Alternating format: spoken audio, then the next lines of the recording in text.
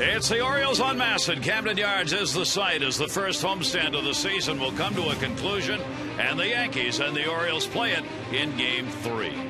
The Yankees have not swept a series here in Baltimore since August of '09. Baltimore wants to keep it that way, but the Orioles are going to have to beat the Yankees and CC Sabathia to get it done this season. Hi, everybody. I'm Gary Thorne, and welcome. For the Orioles, they take Arrieta to the mound again. A great opening day start. He has joined already a select group of those pitchers who early on in the first week of the season did not give up an earned run, including Hellickson, Milone, Weaver, Feliz, Hunter, Lowe, and Morrow in the American League. Jake Arrieta added to that list. The only other one, 7+ innings with no earned runs so far. He will be tested tonight. Jim Palmer, of course, with this lineup of the Yankees. Yeah, and I think, of course, it was the Minnesota Twins last year, and again, it's last year, 99 losses, the second worst offensive team. So I guess you can say, okay, they're not that good at an offensive club trying to find where they're going. Now we know the Yankees are a very special offensive team. They won 97 games. But again, I think the impressive thing about Jake, and we all saw it, Gary, was windup was terrific. The chips are out of the elbow. The scouts are still talking about 5 days later. One of the best curveballs you've ever seen, hit 96 miles per hour.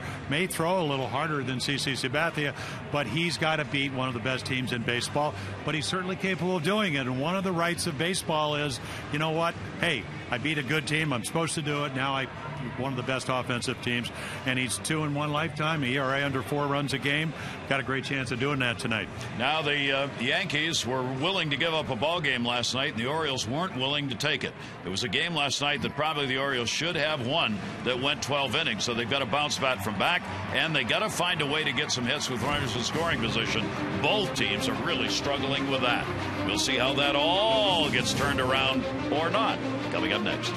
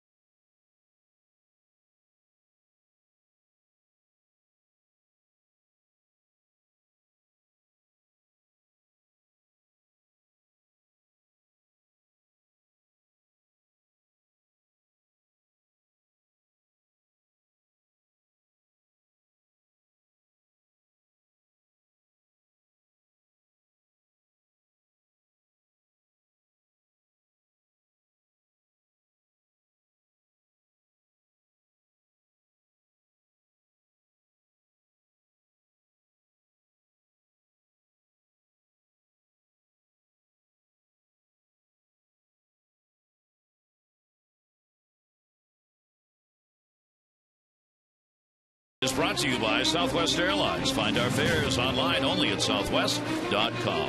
And by Jeep. Jeep and the unique brand of freedom you'll find only in the full line of Jeep vehicles. Visit Jeep.com and learn more. Just as the national anthem began, so did the rain. Hard, cold, almost a sleet. Take a look at our train game time temperature. It is not pleasant. It has been a very cold day, and it's 48 degrees right now, and the wind is blowing, so there's a wind chill, and temperature is supposed to go down to 37 degrees tonight.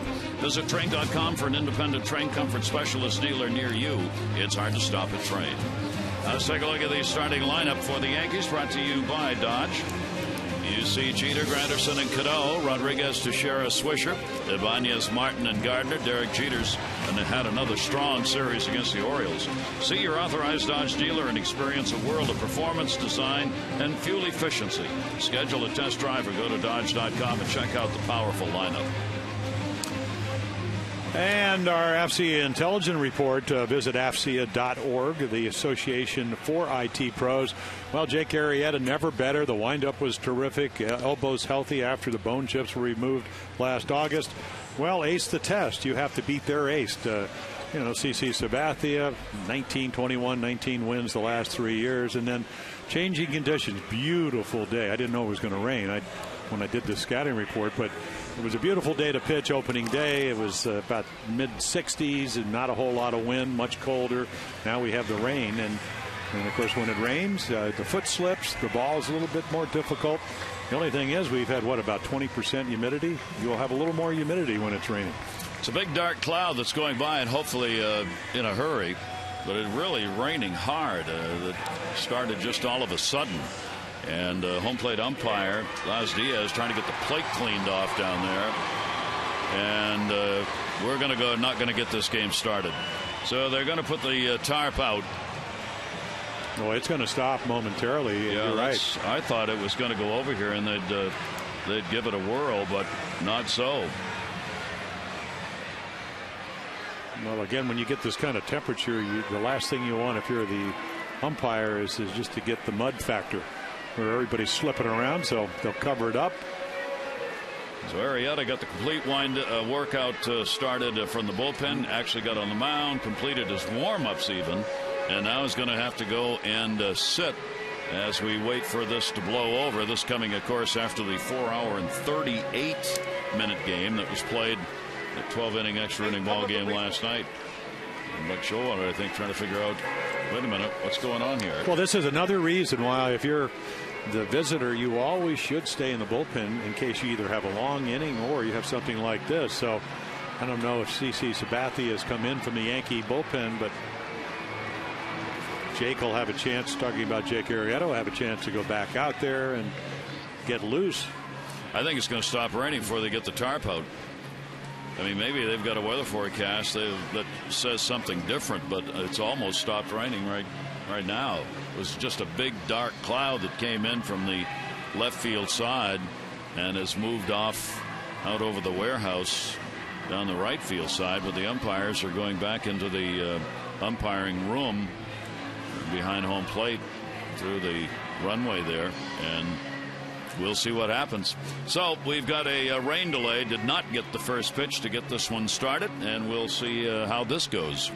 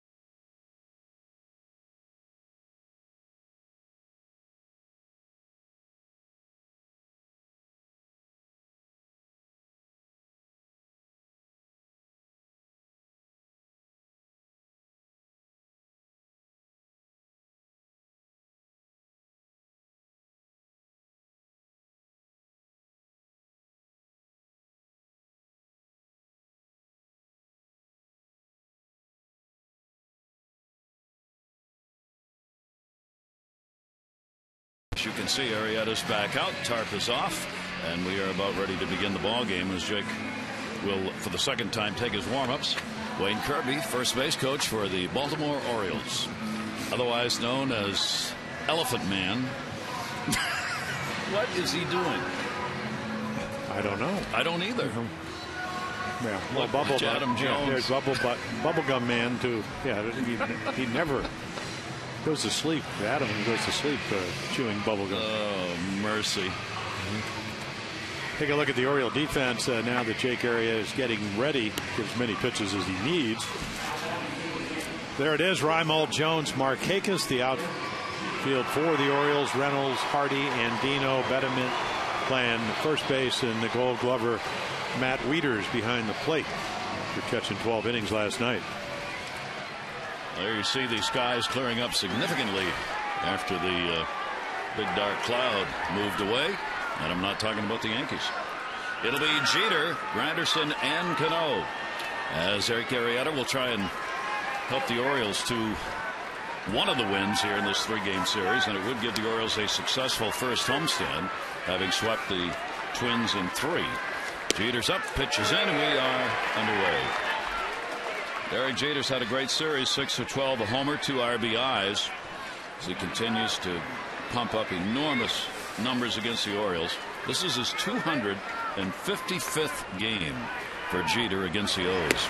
And again on the outside corner, giving you some idea of what the strike zone might look like as Jeter leans out and questions. They've been huge strike zone. Paul Schreiber on Monday night, it was big, and when I didn't think it could get bigger, it did. Tim Wilkie behind the plate last night. So Jeter has to reach, and he's going to get a base hit. Pokes it the other way.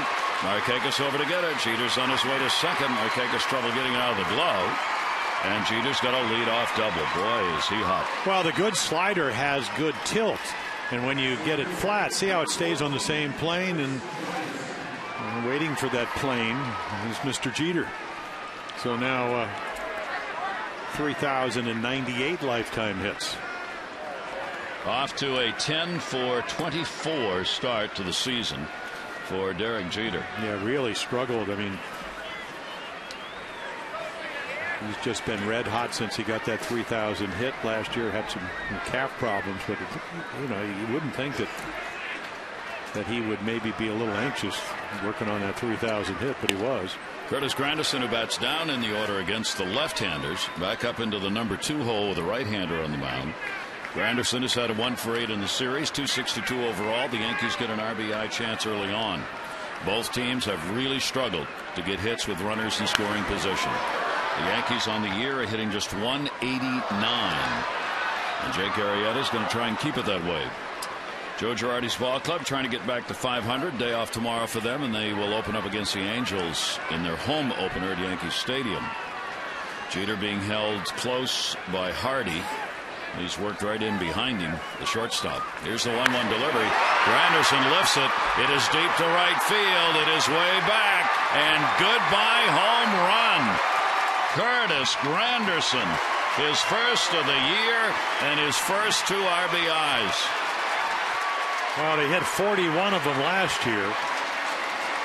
And again, he's trying to get the ball to the right side of the field. That certainly does that, and then some.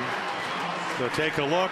Hanging slider to Jeter. Fastball pretty much down Broadway. And boy, does he get his arms extended. Second home run, Granderson lifetime against Jake Arrieta. So Arrieta surrenders the long ball, and already this game's completely different than the one Jake Arrieta pitched against the Minnesota Twins. Robinson Cano with a big cut, and he will foul it off.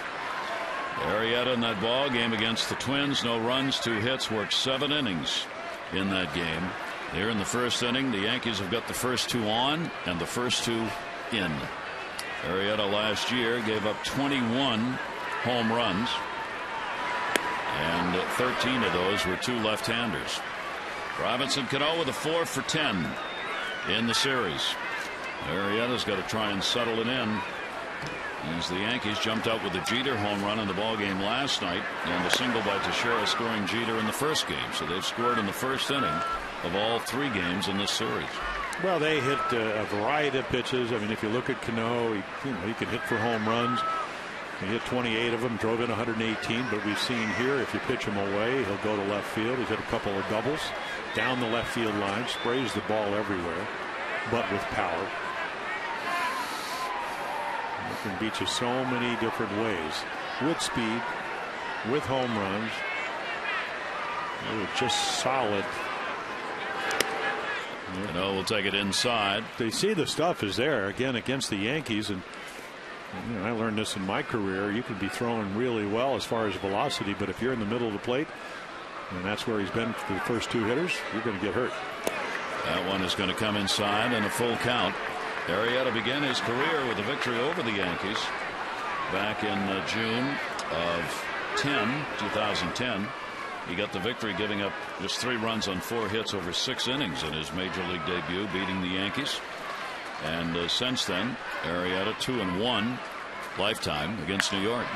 In the air to center field, Jones going back, wind blowing out towards left. It'll circle a little bit on that one, and Cano is retired. First out of the inning, take a look at our PNC Inside the Numbers for Jake Arrieta. Combined career stats in the first start of a season. That first game that he gets into, he has done extremely well, including the no earned runs this season in the 7-inning performance against the Twins. Brought to you by PNC Bank, for the achiever in you. Here is A-Rod. Rodriguez 0 for 9 against the Orioles in the series, and will take the pitch outside. For Arrieta lifetime, he's had 5 career starts against the Yankees, 2-1, 3.99 earned run average. 2 of the starts have been here. He won one of those as 1-0 in Camden Yards against the Yankees, and he gets that one in there for a strike. 1 ball, 1 strike on Rodriguez. Rodriguez hitting just 158. He's gone 3 for 19. Couple of doubles, no home runs, no RBIs. Arrieta gets that one in, and the count will go to 1-2. Was Arrieta affected by the fact he went out to the mound, completed his warm-ups, had to go back in, a 20-minute rain delay, went back out, warmed up, and had some trouble. He gets Rodriguez 2 down. Take another look. So double home run right here. Good fastball, good sink. 94, so that's the kind of velocity. Hit 96 against the Twins, but again, the result here is caused by the late movement. The ball just sinking under the bat of Alex Rodriguez. Our Nissan Pitch Track. Go to a Nissan dealer for great deals and innovation you can count on. Innovation for all. 2 down, nobody on, 2 runs in. Here's Teixeira. Teixeira's got a 3-game hit streak coming in. 1-0 delivery to him, and that was going to be taken inside. He's gone 5 for 13 off Arrieta. So the leadoff double by Jeter, followed up with a Granderson home run. It's giving the Yankees the 2-0 lead. Now Arrieta trying to retire the next 3. There's Granderson, who got the long ball. Hit hard into the shift. Played by Andino. Makes the flip and gets the out. 2 runs in, 2 hits, no errors, nobody left on base. The Yankees, who are trying to sweep the Orioles, jump out to the 2-0 lead.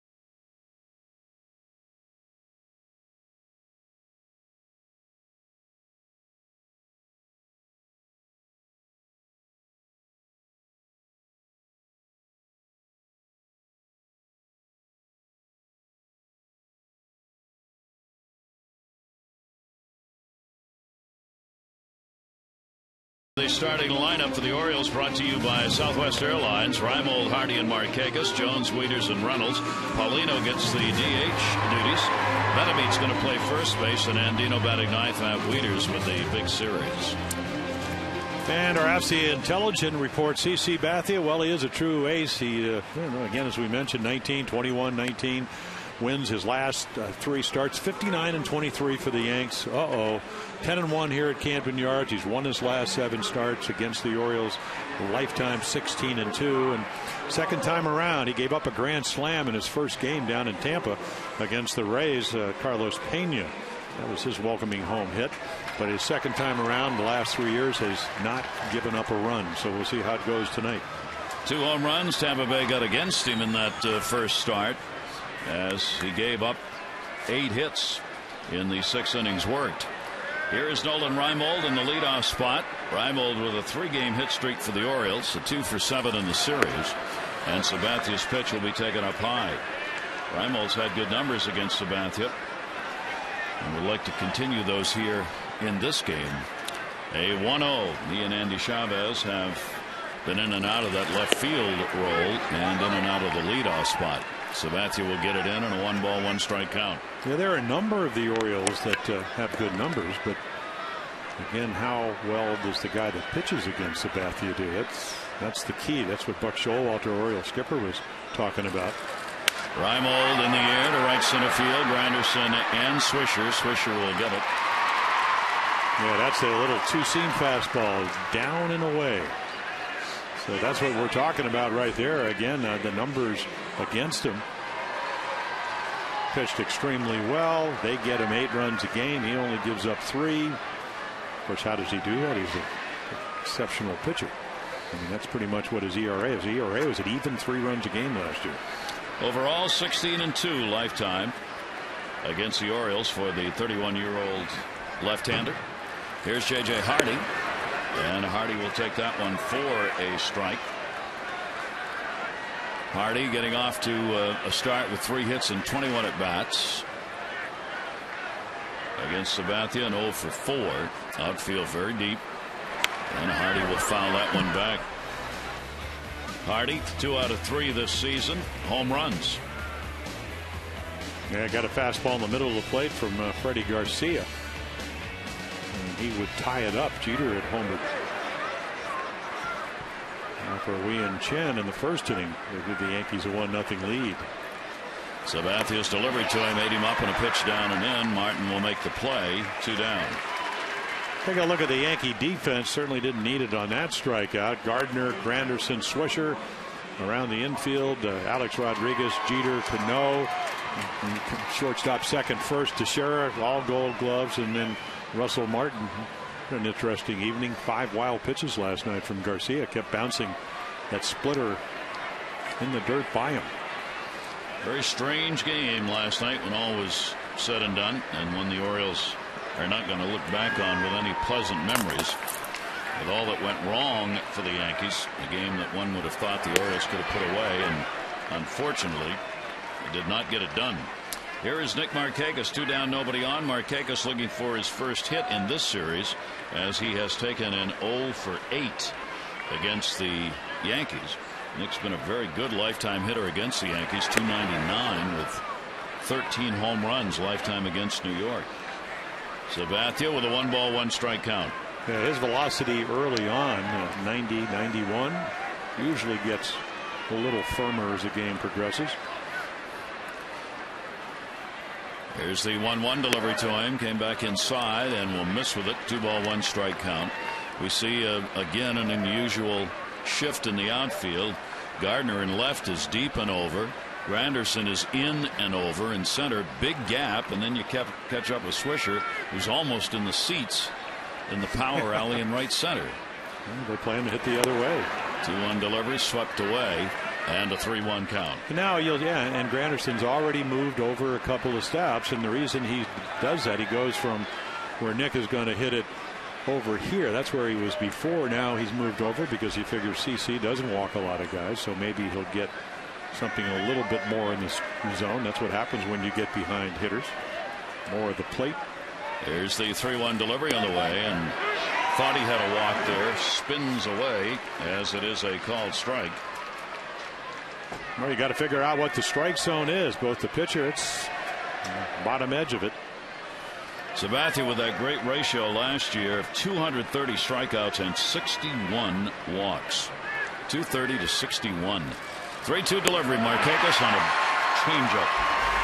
So a 1-2-3 inning with a couple of strikeouts. Dan Duquette, in charge of baseball operations for the Orioles, is going to be joining us when we come back.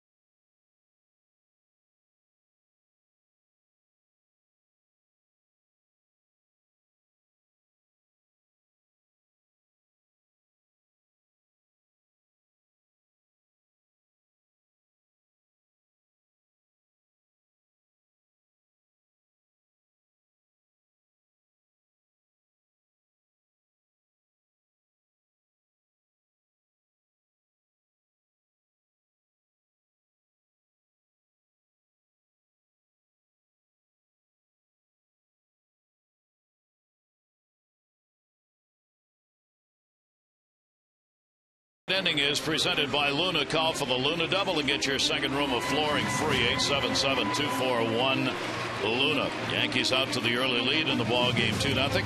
It'll be Teixeira, Swisher, and Ibanez due up, and Dan Duquette, in charge of baseball operations for the Orioles, joining us here in the booth. Hi. Hey, Gary, how are you? Staying warm? Yeah, it's a little cooler tonight than last night. Listen, today, Joel Pinheiro signed by the Orioles. Tell us about it.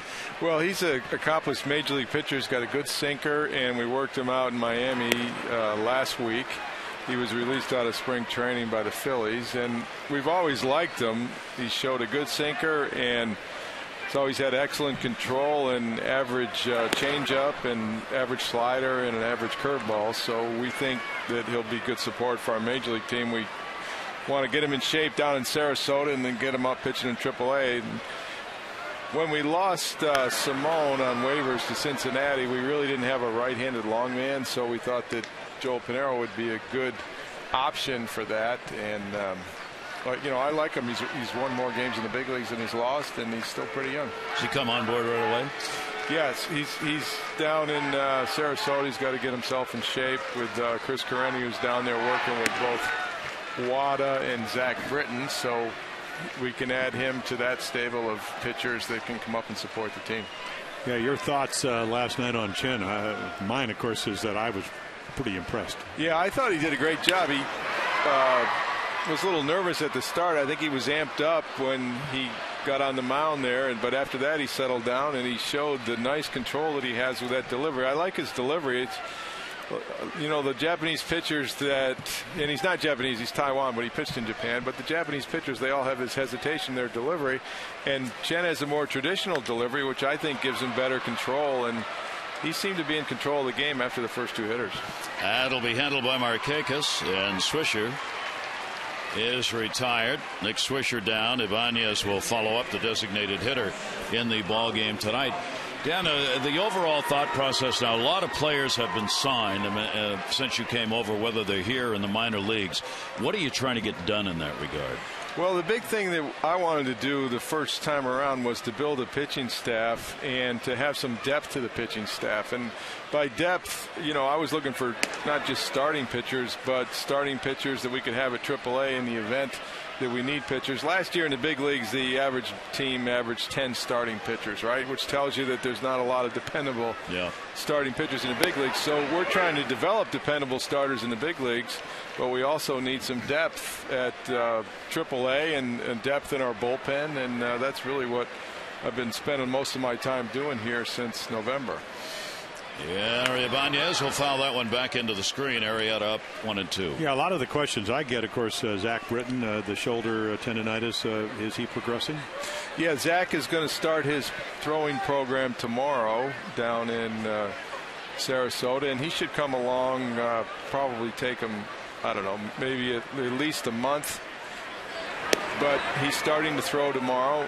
Wada is going to pitch again on Saturday, and he should be ready shortly after that, maybe one more start, and he should be able to come up and help us. And I was heartened by Chen's ability to make an adjustment quickly, because it's hard to make that adjustment from Japan to this league, and he seemed to do it pretty comfortably. And he's really fit in with the ball club. He gets along with the guys. He likes to work out. He challenges Brady Anderson in the workout room, and he's really done a nice job getting himself assimilated with the team. And 3-2 to short. I think he's going to have a good career here. He's young, and with that delivery and the stuff, being left-handed, I think he's going to be a good contributor.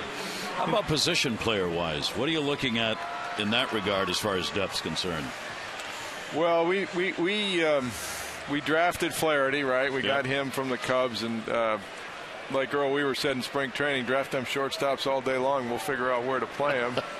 And that's what Buck did. He played him just about everywhere in spring training. And Flaherty did a good job in the field. So we need a little bit more depth. I was really heartened by what I saw out of Machado in spring training. He looked like he's going to be a terrific player.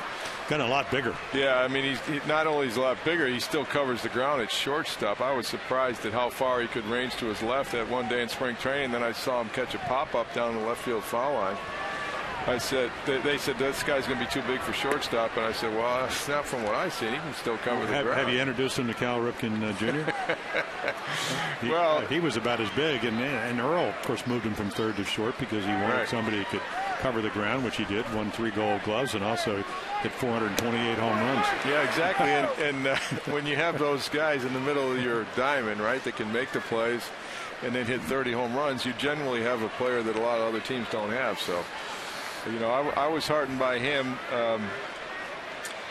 Jonathan Scope didn't have a terrific spring. He was hampered by some problems with his thigh.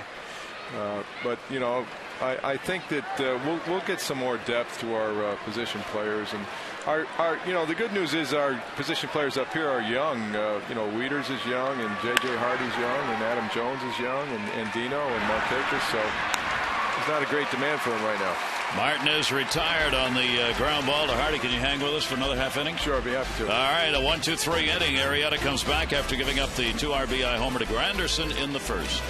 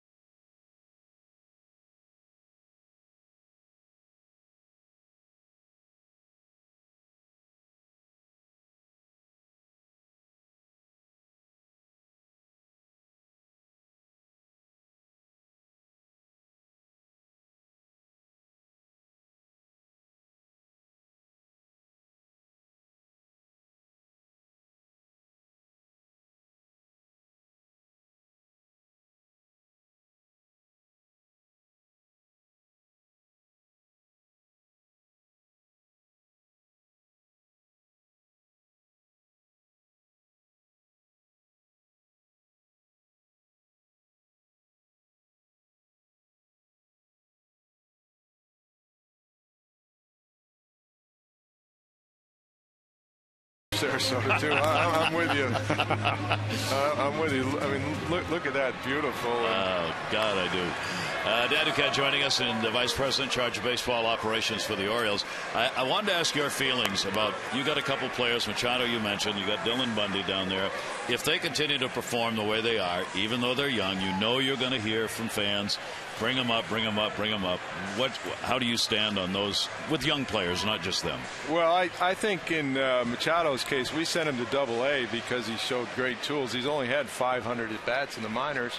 And we thought that would be a way to hasten his development and get him ready here. I mean, if you ask the manager, he just soon have him out there tonight. Which is great because it speaks to his talent. And being drafted third in the country and coming from Hialeah, Florida, where it's one of the best baseball areas in the country. That's where A-Rod's from, of course. And there's a lot of good ball players come out of there. So, I mean, I think that's all good. I do think that Dylan Bundy needs to get into the routine of professional baseball. And I think that he's going to be one of those guys that pitches a lot of innings and is going to be a top-notch starter. So we need to get him some innings and watch his workload. But from what I saw in spring training, I don't know how he's going to stay in the minor leagues very long because he's got a lot of talent and he believes he's a big leaguer. I mean, he's on a mission to get here as quick as he can. Well, I said that during the game, and I said, of course, I'm not the general manager. You are. But from what I saw, he could be as talented as anybody on this roster, which is quite a statement because we have some good young players, and one of them is pitching tonight, and Jake Arrieta, because I like the windup, I like the command. But then, of course, everybody says, well, you don't want to start the clock because of the 6 years. And, those are other issues. And obviously, you know more about that than I do. But stuff-wise and control-wise, he reminded me of Nolan Ryan. Very compact, concise, uses his body well. And then he throws that knee-high fastball about as well as anybody. Well, the confidence level is what in spring training, I could not believe. I mean, he just comes across as a 28, 29-year-old pro who's been around a few years. That's the way he acts, the way he appears, and I mean that positively. He just looks like he's one of those kids who's much older maturity-wise than his age. Well, he looks like a big leaguer, and I remember Walter Shannon used to tell me that the guys that are going to be really good big leaguers doesn't take very long to see that they have a lot of natural ability. Yeah, but there was a sense of humility. I mean, Walter Shannon, of course, he was here when I was here, and he was our director of scouting. And of course, he had come from the Cardinal organization, so he had a terrific history, and probably was with you in Milwaukee with Harry Dalton. Yep. Yeah. So he knew what he was talking about. In fact, we won the World Series. He said, when you get out to Arizona, look at this Jackson guy, Reggie. And I saw Reggie playing an inter-squad game against Gary Gentry. Went 4 for 4, and I saw him when I came back to do the Caramon. I said, I don't think we're going to be able to draft that guy because we're drafting last. We got to talk. Let me ask Dan this: 3 strikeouts in a row for CC Sabathia. Here's Wieters. Wieters with a big series, 5 for 8. He's had a home run and an RBI. Orioles are going to draft 4th. We're drafting number 4. Last year we were drafting 4 as well, and we selected Bundy. Tell us what you're going to be. We were talking between innings there a little bit about how you're going to prepare for that. Well, our scouts have been out looking at a lot of the top players in the country, and there's some good college players and there's some good high school players, and we should be able to size it up, pretty effectively, and hopefully we'll get another, top-notch prospect that people like a lot. And you like to go out and take a look-see yourself. Well, I love to go out and see the kids on the amateur level. I think that's a good way to keep a good perspective. And these are important decisions for the Orioles. I mean, we're dying to get back into the first division, and how we select and who we select is going to have a lot to do with us getting back in the first division. I mean, we have to make these picks count. I think the biggest day of the year for any organization is the draft day, and when you're picking high in the first round, you want to get a good player. You want to get a star player that your fans can come out and enjoy play. So I think that's time well spent. Kind of like this guy that's hitting right now, Matt Wieters. Well, yeah, I mean, Wieters was a top pick. Yeah, I think it's a 6th pick. He fell to the Orioles, and now he's one of the building blocks for us here. He's a foundation for us. There's the first hit for the Orioles off CC Sabathia. And Wieters, who had struggled against the Yankees coming into the season. Just a 185 average against New York. Is not struggling right now. That's 6 for 9 with a home run and an RBI that he's picked up. You've had 1 week to take a look. What do you see? Well, I see some pretty good pitching. We got 4 good starts. I was really impressed last night with our bullpen. All those guys that came out of there. Not only were they throwing hard, but they were throwing strikes, and they were competing. I mean, Lindstrom looked good. Jim Johnson's looked good a couple times that he's been out. Pedro Strop has shown a real powerful fastball. I was encouraged by what I saw from Patton, who came back and pitched a couple innings, and then Louis Ayala pitched pretty well too. So I like the depth of our bullpen. I like our pitching, and if we can tighten up our interior defense, I think we're going to score a few runs. The big thing I think is the depth of the pitching and getting some quality starts at the top of the rotation. We should have a pretty good year. Yeah. This is Mark Reynolds at the plate. He's had a 2 for 8 so far in the series. Dan Duquette, in charge of baseball operations, GM, if you will, for the Orioles. Wieters on at first base with 1 down against CC Sabathia. And the 1-1 delivery, and turned that one over away from him, and it's 1-2. Yeah, he stays out of the middle of the plate for the best of them. And we saw Chen do that last night. Is there one team in the American League East that has success that maybe you want to pattern the Orioles after? Well, I'd like to see us be good year in and year out. And in order to do that, we got to have a good farm system. Tampa Bay has done a really terrific job. They've done a good job drafting.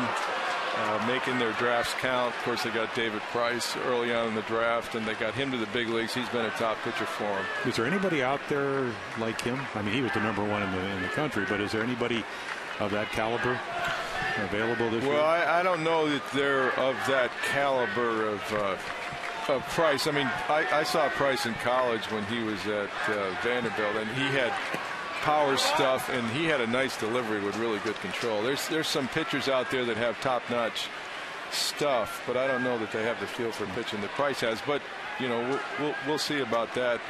And if there's a good chance they might go before we pick. But we would certainly love to have somebody like that. But I mean, Tampa Bay's done a good job, but there's no reason why we can't do the same job here in Baltimore. Get a foundation here for the ball club. 3-2 is outside. Dan, we really appreciate your coming in. We're going to let you go back to your booth where I suspect the windows are closed. All right, thanks a lot. No. The windows are open. But thanks for having me on. It's great seeing you. Yeah, just in case they are closed, you can, if you get too hot, you can come back. And you can get some gloves. We have magnificent gloves that are available for you. Magicians use them. And all right. Thanks a lot, guys. Appreciate it. Best of luck. Yeah, good luck. Dan Duquette, in charge of baseball operations for the Orioles, joining us here. And with 1 away, runners on at first and second base. The Orioles get a chance against CC Sabathia now. And here is Paulino, is in as the designated hitter in this ball game after his big 4-hit game. And is breaking in with the Orioles. Yeah, he can wear out lefties. And of course, we saw Jeter get 4 hits. He got 4 hits, 4 for 4, as you mentioned, Gary. And we were talking down in the cage yesterday. I said, how often have you done it? He said, well, I did it 4 times, and I got 5 hits last year. And Jim Presley, the hitting instructor, said, did you play that much? He said, no. But he does play against lefties, and he uses the whole field, and he does have power. And he's worked the count in his favor. And CC Sabathia is struggling a little bit with the strike zone at the moment as he goes 2-0 on Paulino with the Orioles down 2-0, but having 2 on base. And let's see if the O's can take advantage of it here in the second inning. Wieters off second, Reynolds off first. Sabathia with a look back. Molina will take the pitch, and that's going to be outside. And the count goes to 3-0. Well, the thing that I've found in cold weather, and indeed a cold night here, is that you don't feel the ball as much. And that was pretty much at least when I threw my fastball 4 seams, a lot of times you have to go to more 2-seamers because you get a little bit more of a feel with the seams. Here's the 3-0 delivery, taking all the way, and that will be laid in for a strike. For Sabathia, left-handers last year hit only .207 against him. Right-handers much higher, .273. Gave up 17 home runs. And Paulino hoping to take advantage of that right side of the plate. 3-ball, 1-strike count. Timeout asked for.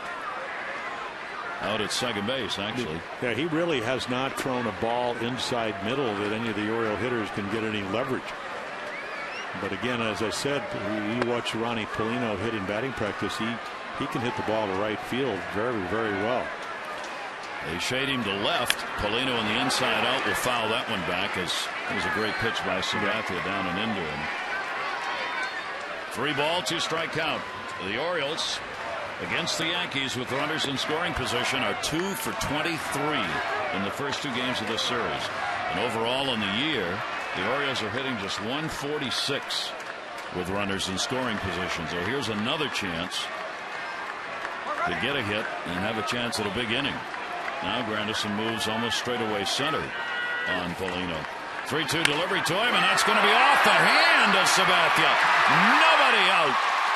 Cannot get a play as Sabathia reached out to knock that down and put it up in the air, and they're going to come out and check to make sure he's all right. Yeah, Cano is playing right behind him. Probably going to be a double play ball. And, a lot of times your reflexes, I mean, this is not a good habit. Kevin Brown used to do it. Right over the glove, but he's up the middle. You could see where Cano was playing. It's probably a ball that he's going to catch and tag the bag, and then right here on a cold night. And it's not that, the good news probably is that he didn't break anything, but what about your feel? You've got to have numbness in there, don't you? So he'll probably take some pitches, I would imagine. Sabathia sent the manager back. But the Orioles get a break here because this is going to be 2. A double play ball. I mean, it's just a chopper. We've seen them play over shifts. Cano is right behind him. And he's not even going to take any warm-ups. No. And they were going to give it to him if he wanted to, but he said no. So the Orioles have the bases loaded here in the second inning. Wieters moves over to third. Reynolds and Polino. That'll be a base hit. And the second hit of the ball game, both coming this inning. And here's Wilson Betemit. And Betemit goes after the first pitch and fouls it back. Betemit is playing at first base as the early season of interchangeable parts continues for the Orioles. Wieters a single, Reynolds a walk, and Polino a single have loaded him up. Yeah, his start against the Twins was at third base. Actually played pretty well down there. Betemit's got a 3-game hit streak, and he's 3 for 5 off Sabathia. In the dirt, good stop made by Russell Martin. Sabathia wants a new baseball, and the count goes to 1 ball and 1 strike. Sabathia here at Camden Yards. This has been a great ballpark for him. He's gone 10-1 and an ERA at 2.73 in the games he has pitched in this ballpark. It is the best winning percentage in the ballpark's history for any pitcher with 10 or more games. And that's going to be on the outside corner. And a 1-ball, 2-strike count. Yeah, we've seen him when he's able to pitch well. He established the outside, and I mean the outside corner. And then and he'll do it with his fastball and his changeup, and then he'll do what he did to Adam Jones. He'll run that slider right at your back foot if you're a right-handed batter. Betemit with an RBI opportunity, especially if he goes to left field. Gardner playing him very deep out there. Base hit could get a couple of runs in. Here's the 1-2 delivery to him. Betemit, he gets eaten up by that pitch. Well, there it is. Away. And then when he needs the slider, he throws it under the strike zone. And it just, again, when you're as big as CC is, and you stay on top, you can see him pull that breaking ball just down and into Betemit. He needed a strikeout, and again, Martin takes a nice job of blocking it. So it is up to Andino with 2 down. You see the numbers with the bases loaded for him. He's also done well against CC Sabathia, 6 for 15 with a home run. Bases loaded and 2 away. And Sabathia to Andino. And he goes after the first one. And that's going to end up in the seats for a strike. And he actually got a pretty good pitch to hit. Too many times you get a ball in the middle of the plate off the big lefty. Well, the Orioles trying to find a way here to get at least a run in. But now it's going to take a base hit to get it done. So they were 2 for 15, as you mentioned, on Monday. 0 for 8 last night. 6 for 42 now on the season. Not take good. much. Just again, it doesn't have to be. It can be just a humpback liner over one of the infielders, and again fouled off the other way. And then see, I told you, he goes from 90, 91 to 94. A little extra. That's what good pitchers do. He's got a head on the count on Andino, 0-2. Orioles trying to take advantage of that break. Certainly looks like that ball that hit his hand off Polino's bat, hit Sabathia's hand, did not cause any problems. He's throwing strikes. Andino down 2 strikes. And in the dirt with it. And once again, trusting Russell Martin. Martin had a lot of work last night with the record 5 wild pitches thrown by Freddie Garcia. And now he's going out checking on is Garcia huddled up. Well, I was reading today that one of the guys that actually had 6 was Phil Niekro, and if you go back and knuckleballers, they weren't wild pitches, they were pass balls. They would always blame the catcher because they'd usually be knee high or ankle high, and so that's kind of unusual to see that. No catcher should ever be charged with a pass ball with a knuckler on the bat. But that's what they used to do. Yeah, that's right. 1 ball, 2 strike count on Andino. And another one that's going to miss inside. And nice little take there. Again, that hard slider down and in, trying to get him to swing over it. Tough one to take. Yep. And a 2 ball, 2 strike count. Andino started it out 6 for 18. Couple of RBIs. 30 pitches thrown here in the inning. 30 pitches thrown. 42 total. As he retired the side in order in the first. 2 balls, 2 strikes. Andino waiting, and he'll take it. So after getting behind 0-2, Andino has worked it to a full count. Boy, we saw him do that at the end of the year. You know, again, a young hitter had a chance to play regularly for the first time last year, Robert Andino. Again, a pretty tough out as the season progressed, mainly because he didn't get himself out. And that's half the battle sometimes when you hit. Andino 1 for 4 early on with runners in scoring position for the Orioles. Here's the 3-2 delivery. The base is loaded. Center field. Granderson can't make a play on it. Leaders will score. Reynolds will score. 2 RBIs. Andino, and he has tied the ball game. So again, the little things, the ability to take the balls and eventually get a strike. One of the few balls we've seen in the middle of the plate. Check it out. It's up. He's a much better high ball hitter. He just serves it into center field. Looks like Granderson might come in and catch it. He doesn't get a good read on it. And Larry Rothschild, the pitching coach for the Yanks, when the ball lands, he's already out of the dugout to have a little talk with CC. You wonder how much of this is about how's your hand. After that ball went off it, he certainly looked like he was throwing all right, though. So Sabathia touched up for 4 hits in the 3 hits in the inning, 2 runs so far. Robert Andino picks up RBIs 3 and 4, and the Orioles tie the ball game up. Andino has now tied Markakis to the early Orioles lead and runs batted in. Over at third base, Paulino, and here's Nolan Reimold at the top of the order with 2 down. Down to third, almost picked off Paulino. He danced over it as he edged off third base. Reimold flying out to right field, his first time up. And at some point, the Orioles are hoping that Nolan Reimold will get hot. Wasn't hot in spring, hasn't hit the ball hard this year as of yet. But again, the capabilities with his power with one swing really to change games. That's why he's getting the opportunity. And he'll take it away. 4 hits, 17 at bats with an RBI so far. And he knows the heat's on with Endy Chavez getting playing time in left field. And that's part of the season for Buck Showalter, is about keeping competition going and getting everybody to buy into shuffling this lineup to give the Orioles their best chance on any given game. There's that pitch that comes down and in. He can't find the strike zone with that now. He couldn't against Andino and misses there. And the count goes to 2 balls and 1 strike.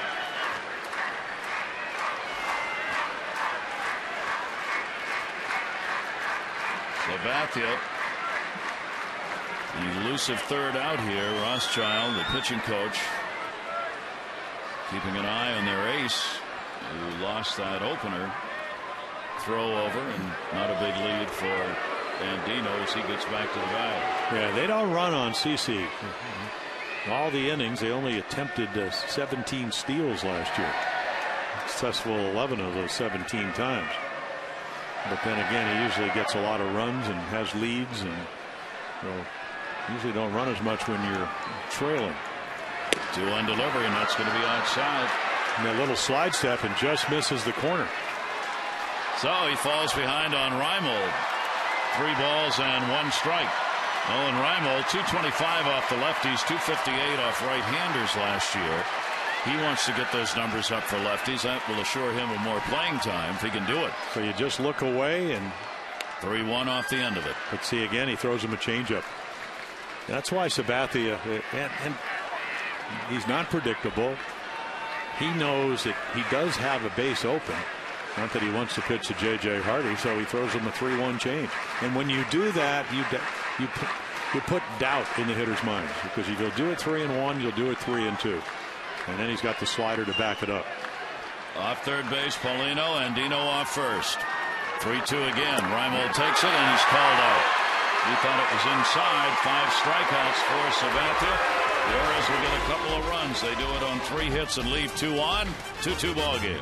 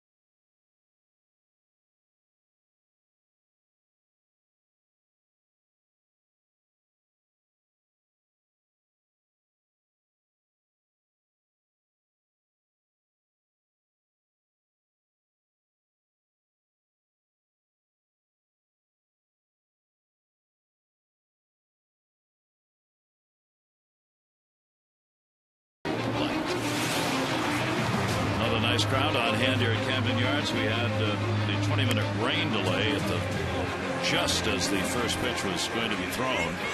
So Jake Arrieta, who had completed his warm-ups, went in and came back out, gave up the double to Jeter and the home run to Granderson, and has retired the last 6. It'll be Gardner, Jeter, and Granderson coming up against him here in the 3rd inning. Gardner has gone 3 for 6 with a couple of RBIs in this series, making his 2nd start. He's had a couple of hits in 11 at-bats against Jake Arrieta. He got Chen out of the game last night. First time up, he slapped hit the left, and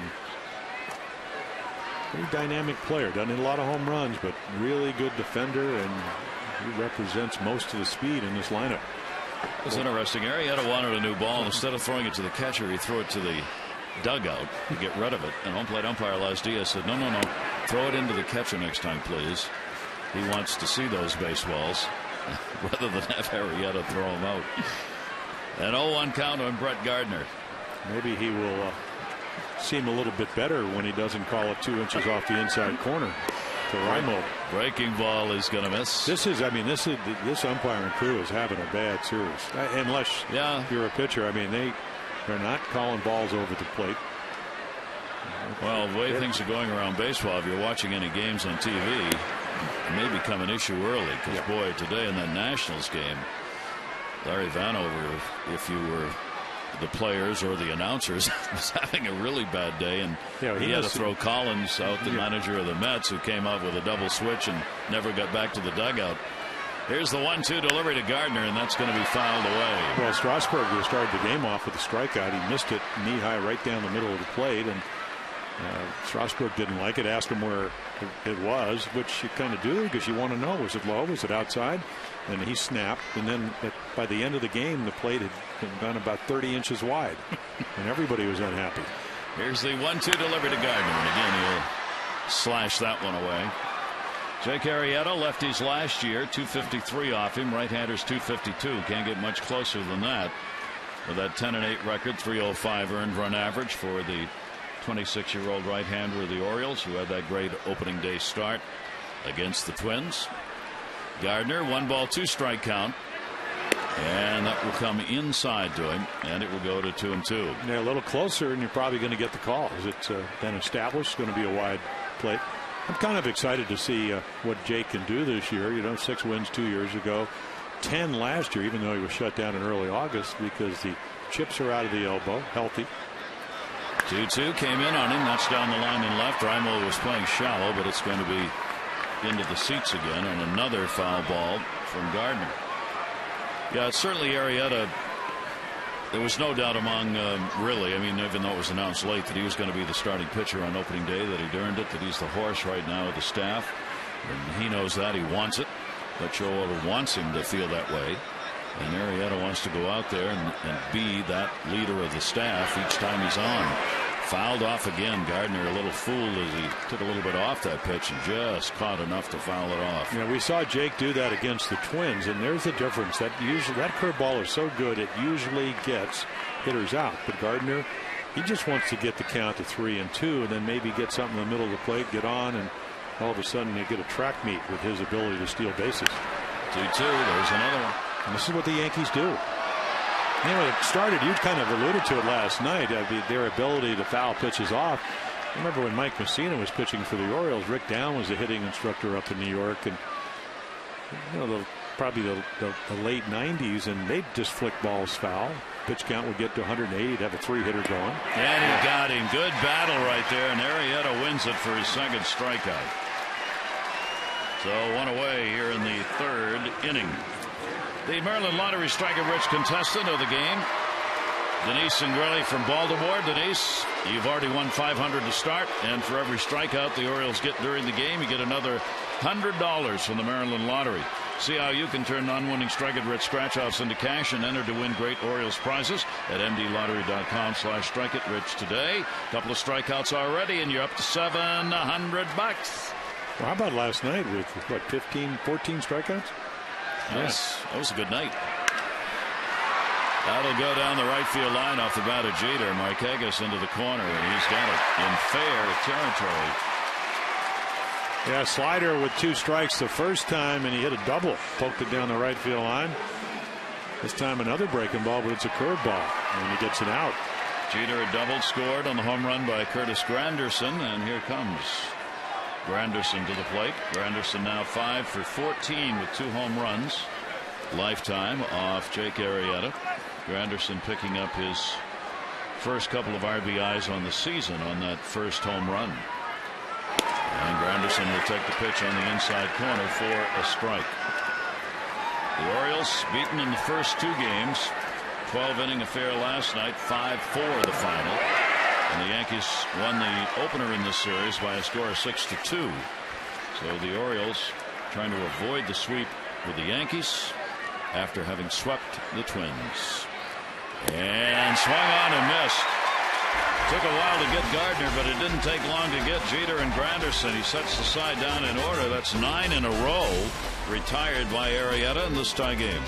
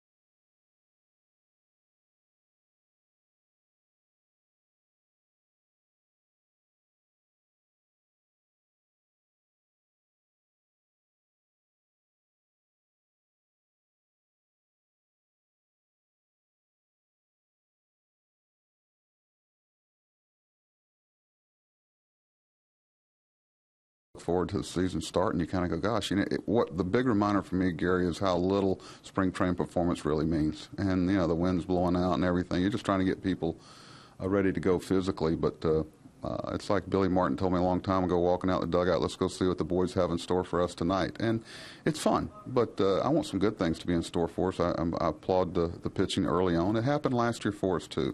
It's a long grind. It's different than any other sport, and all your strengths and weaknesses show up in baseball. There are no flukes. There are no Cinderellas. You just play too many games. So if we're good enough, it'll show up. I think we're improved. I know our depth is, and I know the want-to's there. So I'm looking forward to seeing where it takes us.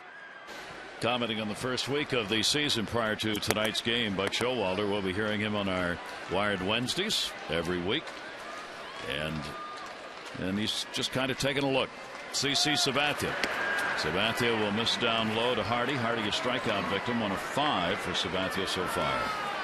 Yeah, again, these are big games. I mean, they're big for the Orioles because either 3-3 or 4-2, and it's big for the Yankees because they get back to 500. This is a team they own. Talking about 1-1 towards the middle. Jeter over. Jeter can't get it underneath the glove, and Hardy's got a base hit. Leadoff man on for the Orioles for the first time. Yeah, they overshift so much. They play JJ to pull, and right here, I mean, Derek just doesn't look like he gets a good read on that. Maybe he didn't pick it up. But I have never seen a team in the infield overplay hitters like the Yankees have done in the first 2 games. I'm really going to be interested. I know we've talked, for those of you watching, we've talked a lot about these defensive alignments we're seeing, but it really is becoming something that's showing up now in every ball game, in every game, not just for the Orioles and so far. Constant shifts, dramatic shifts against both lefties and righties are occurring. And that one's going to be fouled back. Markakis struck out his first time up. Nick has gone 0 for 9 in this series against the Yankees. You can see the middle of the Orioles lineup right now is 5th in batting average, 5th in on base, 3rd in slugging, and tied for 2nd in home runs. But with runners in scoring position, nothing coming into tonight's game. Hardy off first base, and that will be taken inside for a ball, where the Orioles would love to be able to work Sabathia, make him have to throw some pitches here in this game tonight early. Well, they of course, when you go 12 innings, I mean, it seems like almost the entire staff for both teams. We didn't see Soriano. Saw Rivera at the end to get the save. 1-1 down the line. That's a foul ball. Trying to do a Robinson Cano impression and slice it inside the line for a double. Nick, a .273 lifetime hitter off Sabathia, lots of at bats, and 1 home run against the Yankees starter. We are tied at 2. Orioles picking up their 4th hit on the Hardy single. He's over there at first base with Teixeira holding. Sabathia, runner goes. Markakis will foul it back. Martin looking and will not have a play. So Hardy taking off. Well, that's unusual. Very rarely ever runs. And that had to be a hope for a contact play, not a steal. Marlo Hale at 3rd with the signs. That's the traditional run and hit. Yeah. Figured that, maybe at least hoping that Sabathia will throw a strike, which he did. Maybe Nickel hit a grounder. Again, they shift him up the middle. A huge hole into right field.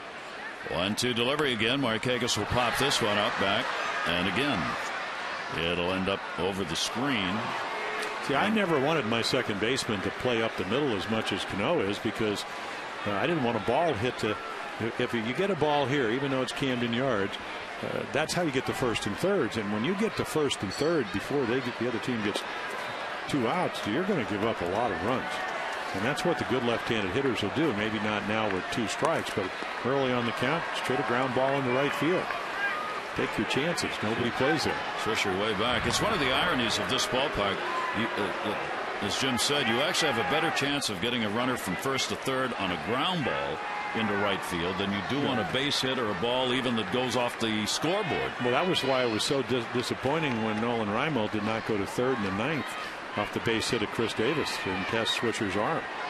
1-2 blocked by Martin. I mean, it's a play that you have to make. I think he's certainly aware of it, but again, it's to be aware of it after the game, not at the moment, is the difference between taking that next step and maybe finishing that game in the 9th, saving your bullpen, beating the Yankees, and then this be the rubber game.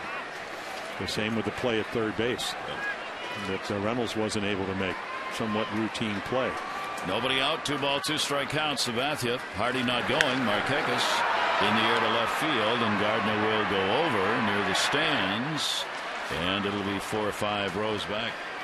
Our game flow brought to you by Auto Trader, and it has been about the early home run by Granderson in the first inning, good for 2 RBIs. The Orioles coming back in the second, getting 2 runs on 3 hits off CC Sabathia. This has already started to be, like it was last night, a long grind out game. Had a lot of foul balls already, and Sabathia, he's having to throw a lot of pitches. 61st right here. Markakis, there's one. Wasn't even thinking about trying to get 2. He just wanted to make sure he got it to Jeter. Lead runner.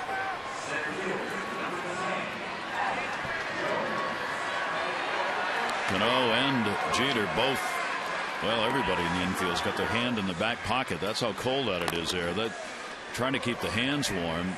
That's what they're doing between every pitch. And then the wind. I mean, that really takes the wind chill, and whatever the temperature is, obviously drops it. 48 when we started. The wind chill lower than that. I thought it was cold here last night until I realized it was even colder when you got outside. Walking to the car at a little bit after midnight. That one in the air to left field. Adam Jones. That's going to go near the warning track on the wall. Gardner's there and makes the catch. Almost, but not quite for Jones. As Gardner, who can cover a lot of territory, got there in plenty of time. 6 special games this season coming up, and the O's are going to celebrate the 6 greatest birds of all time. Frank Robinson, Brooks Robinson, Earl Weaver, Jim Palmer, Eddie Murray, and Cal Ripken Jr. You can purchase the Orioles Legends Celebration Series package. You get a ticket to each of these games, and the sculptures will be unveiled. Fans get a replica to take home, and it will start with Frank Robinson being honored Saturday, April 28th. So don't miss out. Go to Orioles.com/legends.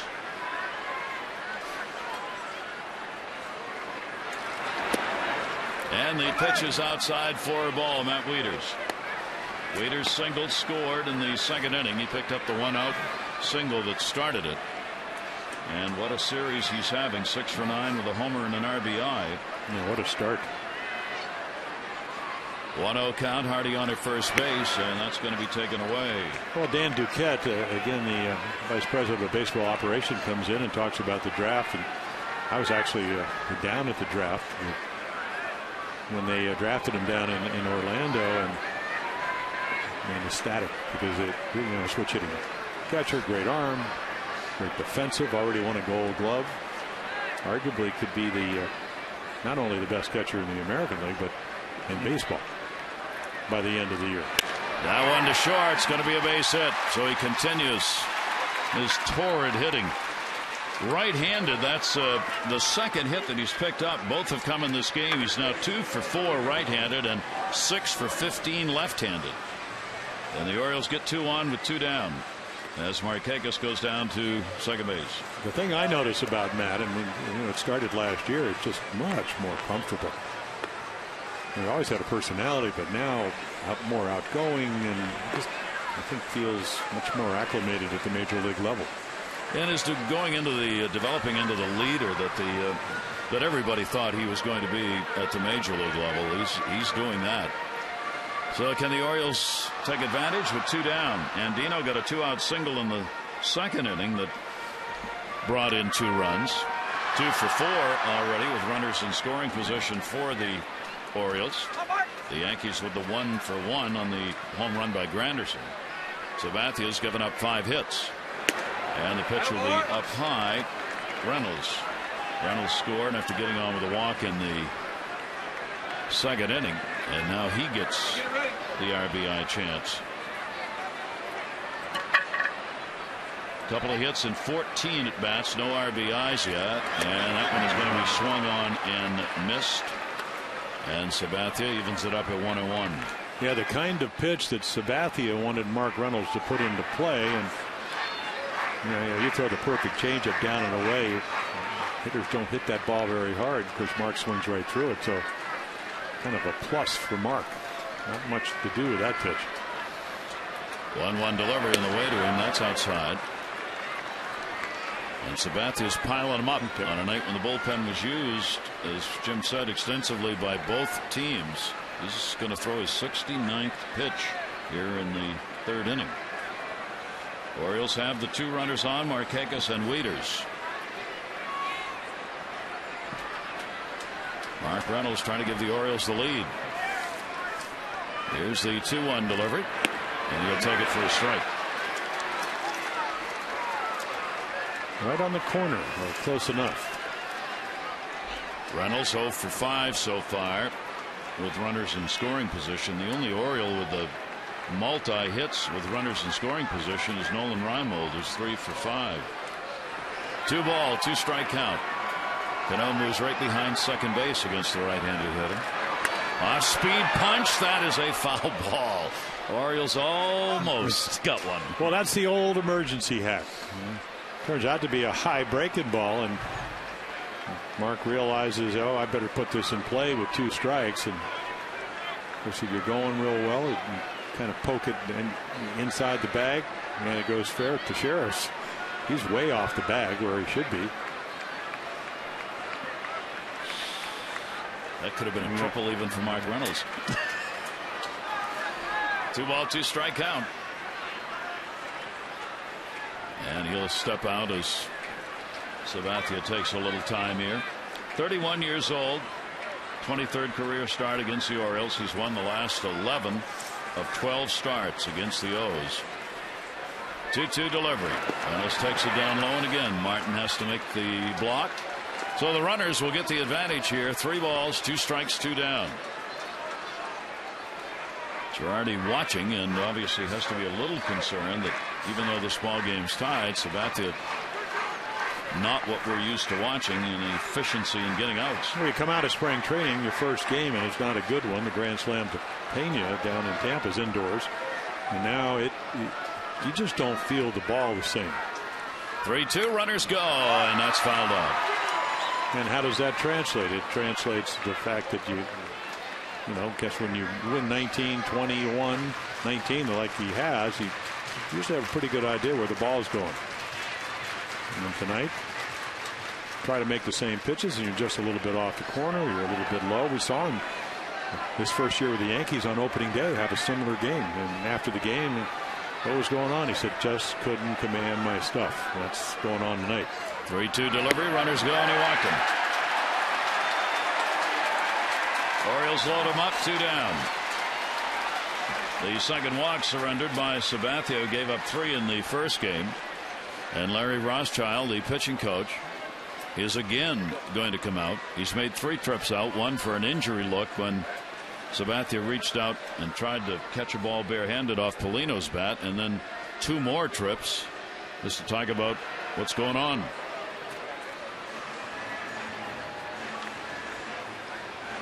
Yeah, here's the ball. This will be the 5th straight hit for Ronnie Polino. And it goes right off his pitching hand, and would have been a double play ball, but the deflection allows him to reach. The irony of the second inning, he gives up 2 runs and he strikes out the side. You got Andino with the base hit to drive in the 2 runs.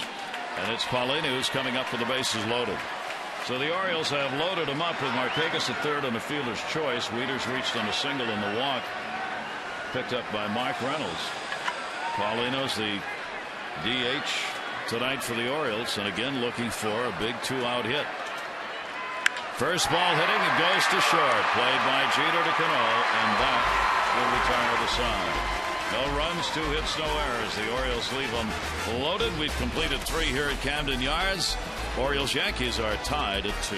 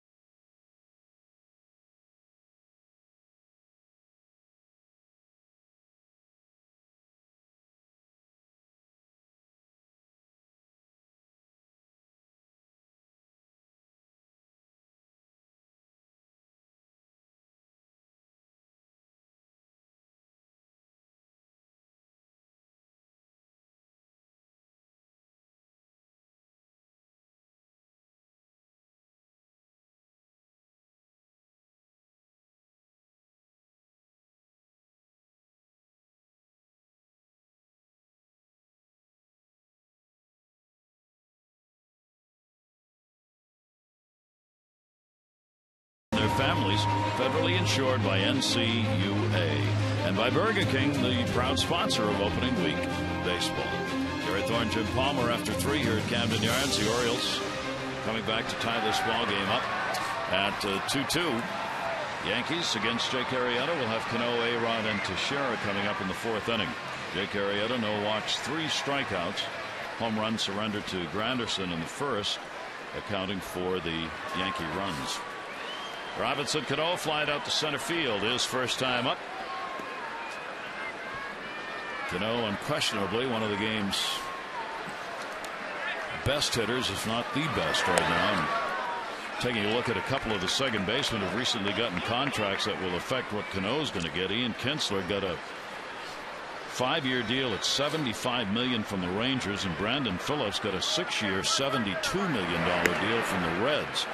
Now Cano's not going to be a free agent until after next year. The Yankees have got an option for $15 million for next year that they certainly are going to exercise. But those 2 deals that were struck with second baseman, probably for Cano, it's somewhere between $15 and $20 million a year that he's going to be asking for. That'll be handled by Reimold. I don't know how you can live on that, but I guess somehow you get it done. The Yankees return to Camden Yards to take on the Orioles for a brief 2-game series Monday, May 14 and Tuesday, May 15. Tickets remain but will not last. Hope you'll help paint the park orange. Get your tickets in advance. Go to Orioles.com. I know there's a reason. I do not understand how there can be 2-game series. It's ridiculous. 2-game series make absolutely no sense. They got away from those. They should. Yeah. Well, it didn't seem like we had very many of those last year. Here's Alex Rodriguez, and he will take it for a strike. All of the scheduling for future years is right now in flux before Bud Selig's committee that's trying to figure out what to do with all the interleague games that are going to start next year. 0-2 pitch away. They talked about going away from going back to a balanced schedule and not having the unbalanced schedule we have now with the 18 games against division opponents and balancing it out. Get rid of those 2-game series. Here's the 1-2 delivery, and that's going to miss outside. I mean, 2 games doesn't give time for anything. The team that's on the road never gets unpacked. The team that's home, I mean, there's really not much you can do with that 2-game set. It just doesn't fit in baseball. That is popped up first base side. Get out of the way, Jake. Yep. It is what he wanted it, yeah. All right, PNC Minor League Report brought to you by PNC for the Achiever in you. You take a look at Dylan Bundy's numbers tonight. A ball, Delmarva. No hits, 3 innings, 6 strikeouts. He has struck out 12 of 18 batters that he's faced so far. 3 innings. 3 innings.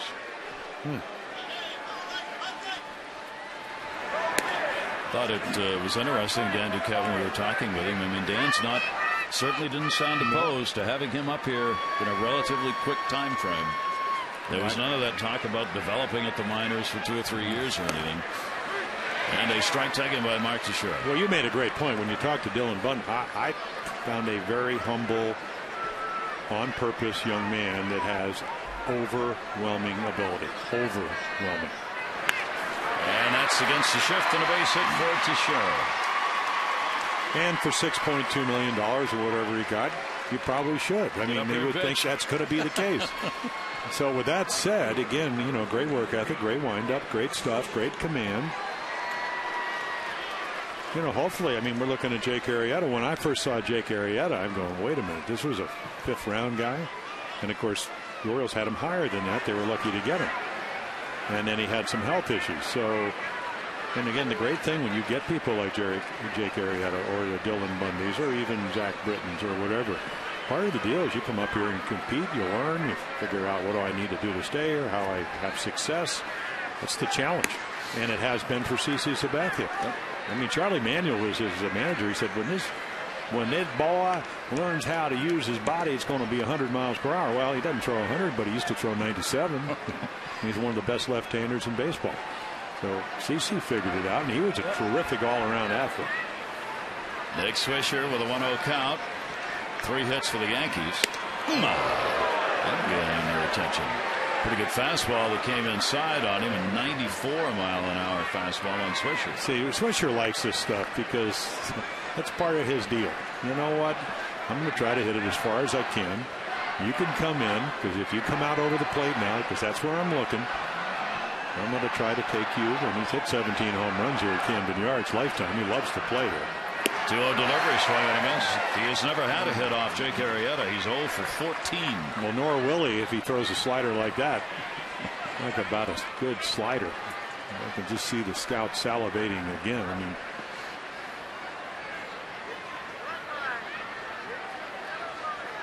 two ball, one strike count. And another one. Yep, another slider. Now, do you think that Mark Teixeira, on his 32nd birthday, might try to steal a base? I don't think so. No. It's my guess. My guess is no. Birthday or no birthday. 2 ball, 2 strike count. Swisher 2 down. Swisher's had a 1 for 9 in this series. Arrieta.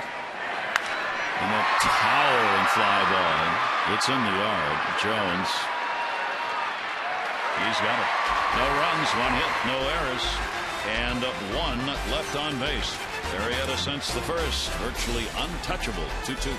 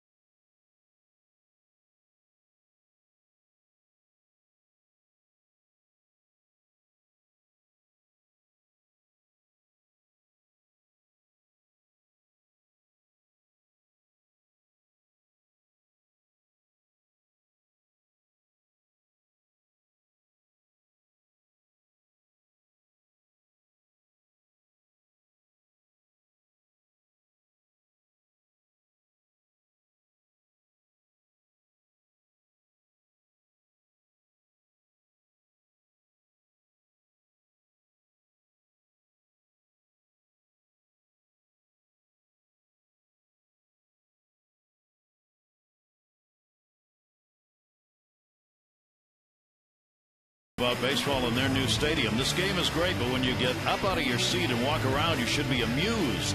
It should be about having fun. Out of Sports Illustrated, he was talking about his new ballpark that has 2 bulletproof polycarbonate aquariums embedded in the backstop at Marlins Park, where the fish are swimming around the entire time. A lot of plastic, a lot of glass, a $2.5 million neon colored fish and flamingo studded piece of performing arts that is out beyond the outfield wall, and a ballpark in which is white concrete, glass, steel, and curves. That's the new ballpark in Miami, and the owner designed it. And he had it in his mind, a meeting in London with architects. They came back with some drawings for him. He said, yep, that's what I want. Well, he's an art guy. He's an art dealer. Yeah, big time art dealer. And that is going to miss. This is the ballpark, of course, that 20 years ago ignited all of the ballparks that have been built since, based on the footprint of Camden Yards, because it just is such a beautiful ballpark and still is, and fits into the city so well, and other parks have tried to imitate. And now what's going on in Miami may be the next generation, where it goes even beyond what the baseball game is and starts to incorporate things such as art into the ballpark itself for the experience. Betamete, and a swing and a miss, and he got him. Well, a lot of strikeouts, and again the slider. And again, the illusion is it's going to stay up, but again, when you're 6'7" and you're throwing downhill, it just keeps coming at your back foot and you swing over it. Well, you think of, Lolich and Carlton and Guidry. Who else? Some of the dominant lefties. Sparky Lyle for the Yankees out of the bullpen. Won a Cy Young. Throwing that slider in relief. Robert Andino's had the big hit for the Orioles as he got the 2 RBI single that came in the 2nd inning. Take a look at our Hollywood Casino League leaders with Robert Andino with the 3 doubles behind David Murphy. Cano's also got 3. Slots, tables, and dining, the ultimate triple play at Hollywood Casino at Charlestown Races. To left, diving, and caught by Gardner. Andino robbed of a base hit. And Tim Welke really, it took a long time because the ball was hit so sharply. The third base umpire, there's no way that he could have seen him catch it. Now, he might have caught it, which he does, but he wasn't out there. It's only a guess. But he got it right. Gardner with that tremendous speed not only works in the base paths but also works in the outfield. 2 down. Top of the order, Nolan Reimold. Reimold is flied out and struck out. And will take the pitch on the outside corner for a strike. Yankees got the 2 runs on the Granderson homer in the first. Then 11 in a row were retired by Arrieta until the single by Teixeira in that last half inning. That one in the air to center. He had to pull the bat in as he got fisted a bit, and Granderson will haul it in. There's the quick inning by Sabathia in the 4th. 4 complete. Yankees and Orioles are tied at 4. At 2.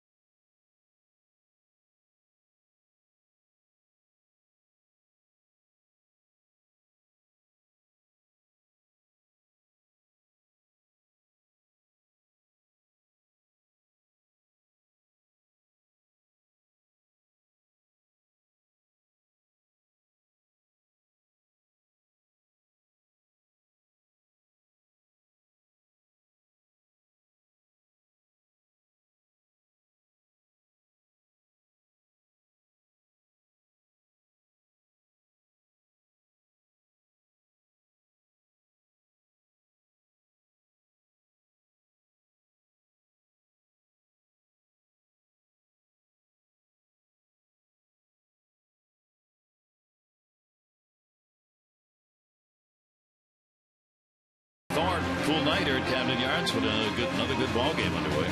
Not moving quite as fast as that pitcher was, but nevertheless.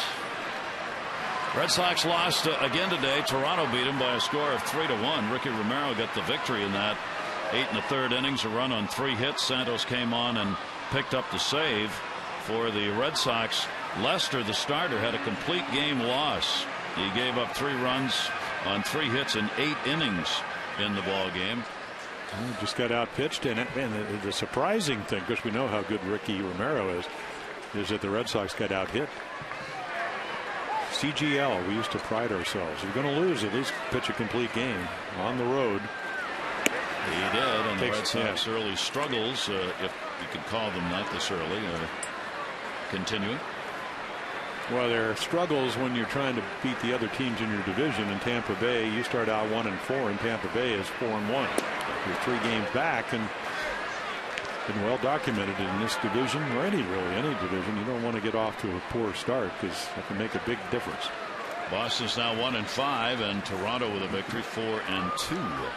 2-0 delivery. Raul Ibanez will follow back. Ibanez lined out his first time up. Martin and then Gardner, bottom third of the order against Arrieta. Yeah, he got the big hit last night. Pedro Strop threw one right by him in 97 and then came back with a hanging slider. And he hit a double into right center field for the winning run. Veteran Ibanez, the designated hitter in the ball game, and the pitch will be taken down low, 3-1. Arrieta's not walked anybody, has struck out 3. Orioles are 2-5-0. The Yankees are 2-3-0. Orioles have left 5. Yankees have left 1. 3-1 delivery. Ibanez takes and he's on a leadoff walk. The Yankees leadoff man on for the second time in the game. Visit Orioles.com bobblehead now to vote for the AT&T Fans Choice bobblehead. On September 29, one Oriole will make his bobblehead debut, and you can decide which player and the rest of Birdland will get to add to the collection. You can vote for Mark Reynolds, J.J. Hardy, Tommy Hunter, Jake Arrieta, Robert Andino. Go to Orioles.com/bobblehead to vote.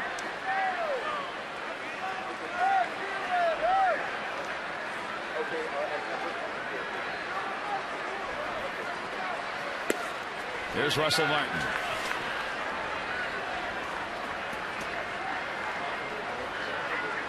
Yeah, he's looking down to see if the count gets in his favor, which it isn't now. Maybe he'll start the runner. I don't know about Russell Martin. Handles the bat well. Martin will take the strike. Didn't think so. Yeah, he thought it was low, and Jake Arrieta just a dive bombing 93-mile-per-hour sinker. Martin is now 1 for 8 lifetime off Arrieta. Arrieta's really settled in.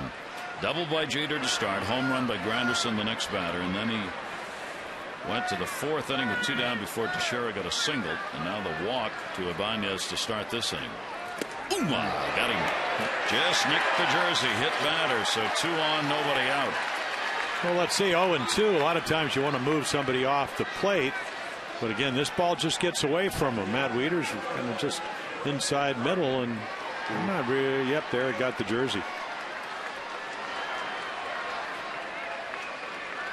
Now, how will you play this one if you are the Yankee skipper? Well, they have a lot of options because, again, you're going to come in at first and third, so you have a slap hitter.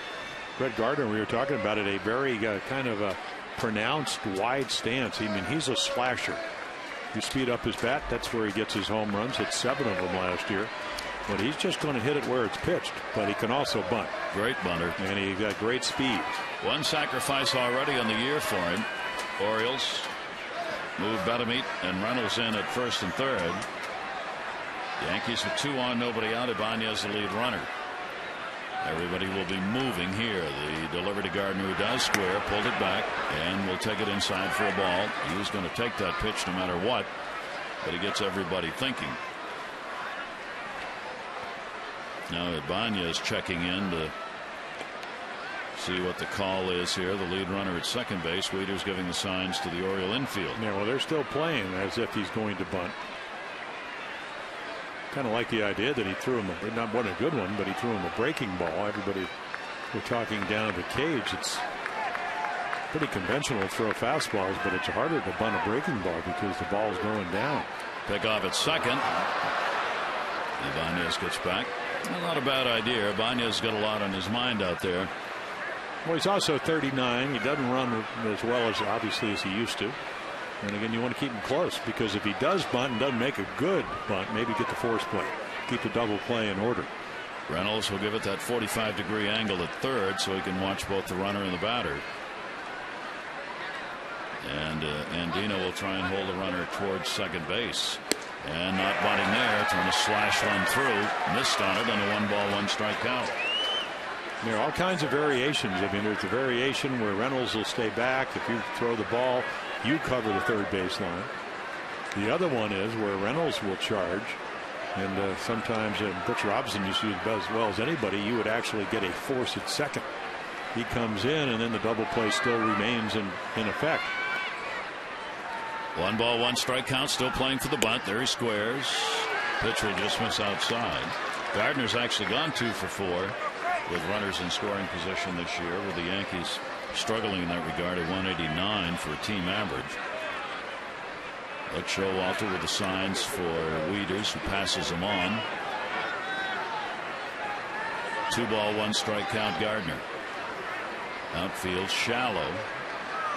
Trying to cut off that slash base hit. Yankees have had only the 1 chance of Granderson in the first inning with the homer. Shows bunt, takes it. The last 2 have been just off the mark, and the count goes to 3-1 on Gardner. Yeah, a little frustrating leadoff walk. He gets 0-2 on Martin, hits the jersey, and now they're willing to give you an out, and you're behind him 3-1. I've been down this road before. Take the out. Even if they get a run, it's not a big inning, and of course that's your intent, and now all of a sudden you don't know if he's going to be bunting it. Still playing bunt. Orioles are 3-1. And not bunting, and takes it in the air to center, not deep. That's going to fall in for a base hit in the Bermuda Triangle. Bobble Reimold, and Robbie Thompson tried to get Ibanez going again.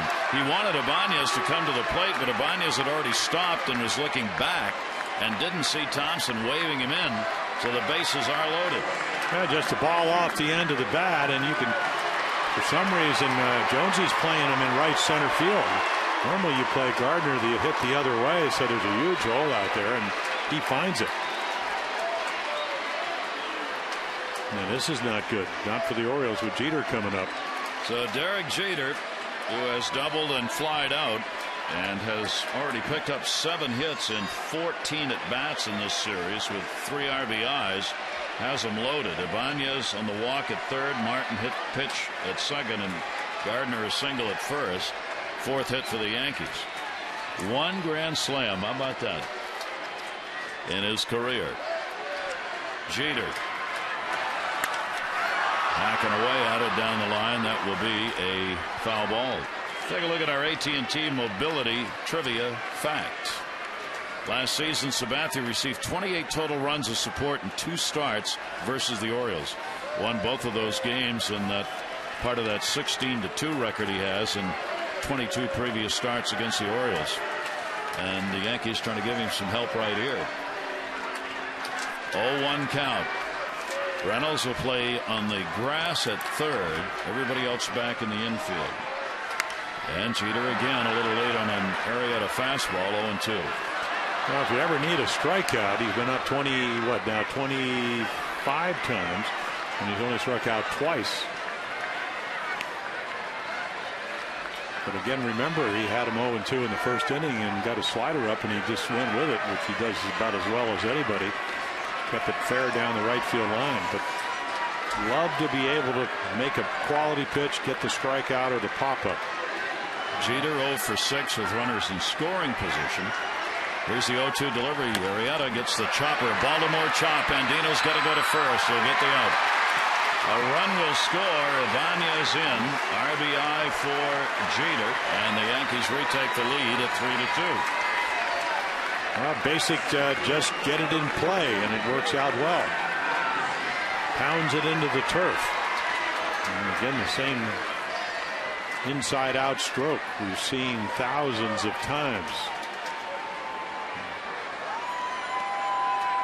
May have caught even the lip of the plate on that bouncer.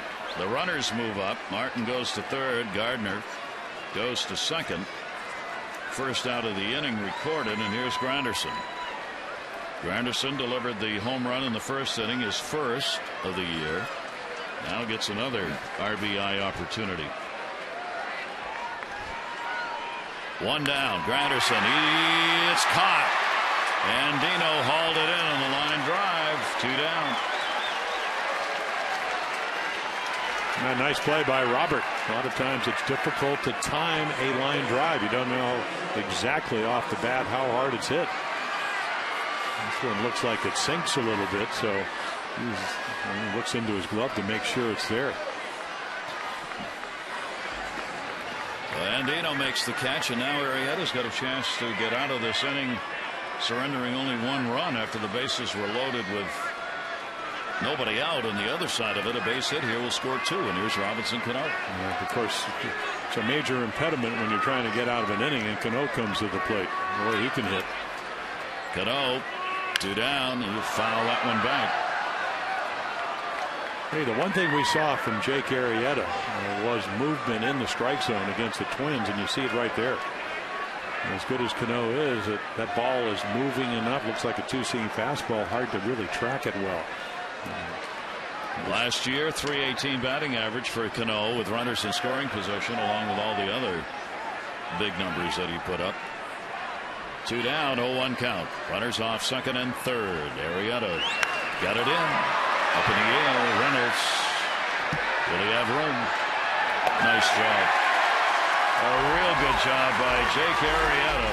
1 run scores on 1 hit. 2 are left on. Yankees up by 1.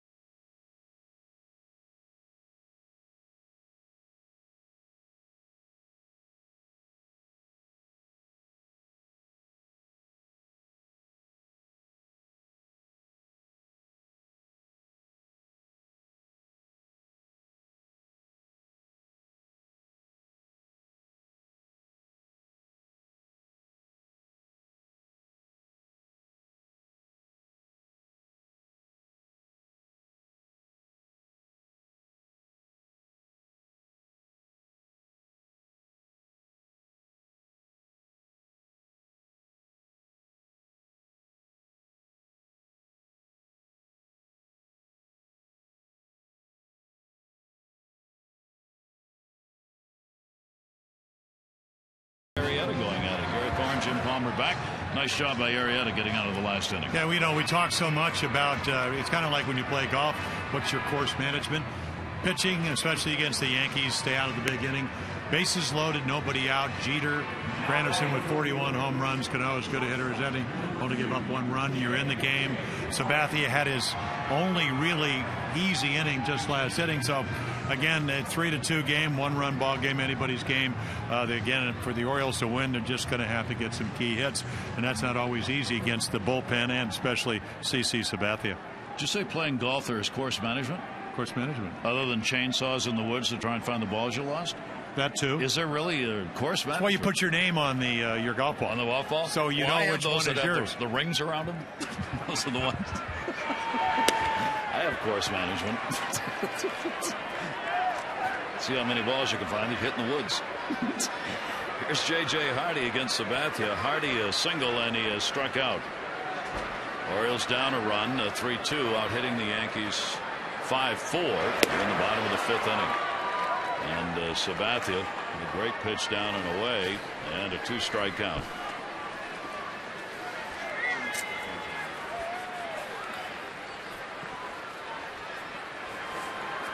Hardy with the single in the 3rd inning, his 2nd hit of the series. He's 2 for 13.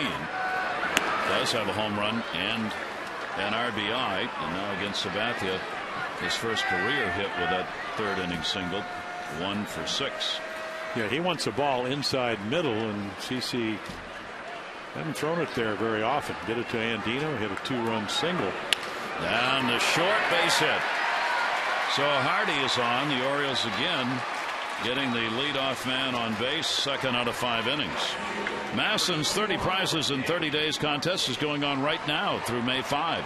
Log on to Facebook.com/Masson Orioles and enter for your chance to win exclusive Orioles gear presented by your local Jeep and Dodge dealers. Orioles 6th hit of the ball game. Nick Markakis coming up. Markakis has struck out and hit into a fielder's choice. Yankees already assured of a series win, having taken the first 2. They have now, in the last 8 series these teams have played, the Yankees have won 6 and tied 2. Markakis fouls it off. The Orioles just want this one here to avoid the sweep. The Orioles have not been swept by the Yankees here in Baltimore since the August-September series back in 09. Girardi's team trying to get to 500. The Orioles trying to get on a road trip going 4-2. 0-1 count. High in the air to center. Granderson. He'll get it in to make sure the runner can't advance, and Markakis is retired. Yeah, just having trouble getting to that slider.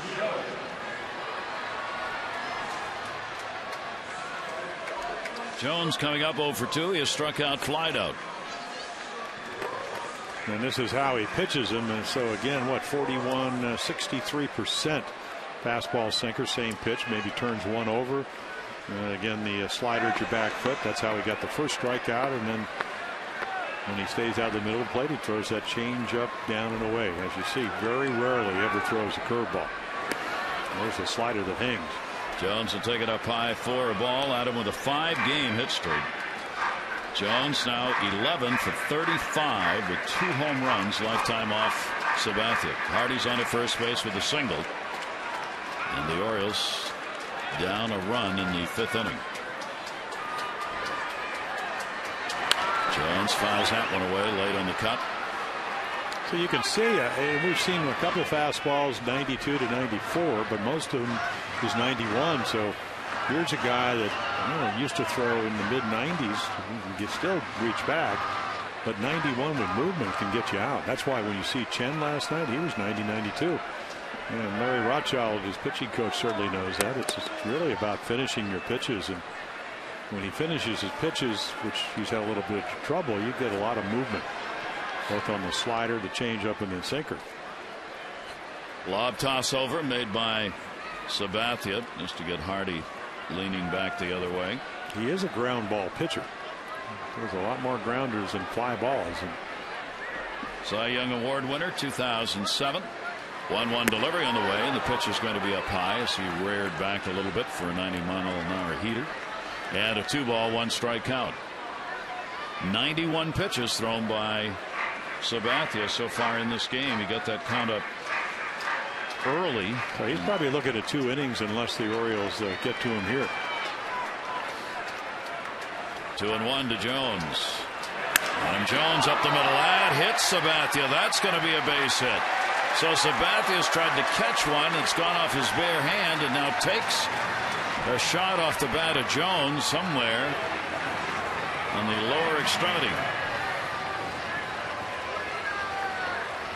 It's a big target. He is a big guy, 6'7". Yeah, maybe right off the foot. Actually, the ball really wasn't hit that hard. And probably another ball that their infield's going to take care of. There's been 2 balls tonight. So another chance. 2 more on for the Orioles. Orioles stranded to 2 in the 2nd inning. Left the bases loaded in the 3rd. 2 more on here in the 5th. And Matt Wieters, 2 singles in the game. And he has scored a run. And Dino's got the 2 RBIs for the Orioles. And Wieters will take it away for a ball. And the Orioles have certainly had people on base in this series against the Yankees, even if they've not been able to get a lot of them home. Well, the on-base percentage, it was like .319 last year. Red Sox were almost at .350. Yankees were in the low 34%. And already this year, the on-base percentage is much higher. But again, the runners in scoring position numbers not where you'd like to have them at this point. That was the good number, a real good number for the Orioles last year. They led the league for much of the year with runners in scoring position. 1-1 delivery down the line and foul the other way. Orioles with a long and important road trip coming up, as they will have a day off tomorrow and then head to Toronto to play those 3 games against the very good Jays team. Continue to Chicago for 4 under Robin Ventura, the new manager, and the White Sox expected to struggle. The Orioles are going to need to win some games there, and then on to take on the Angels on the West Coast.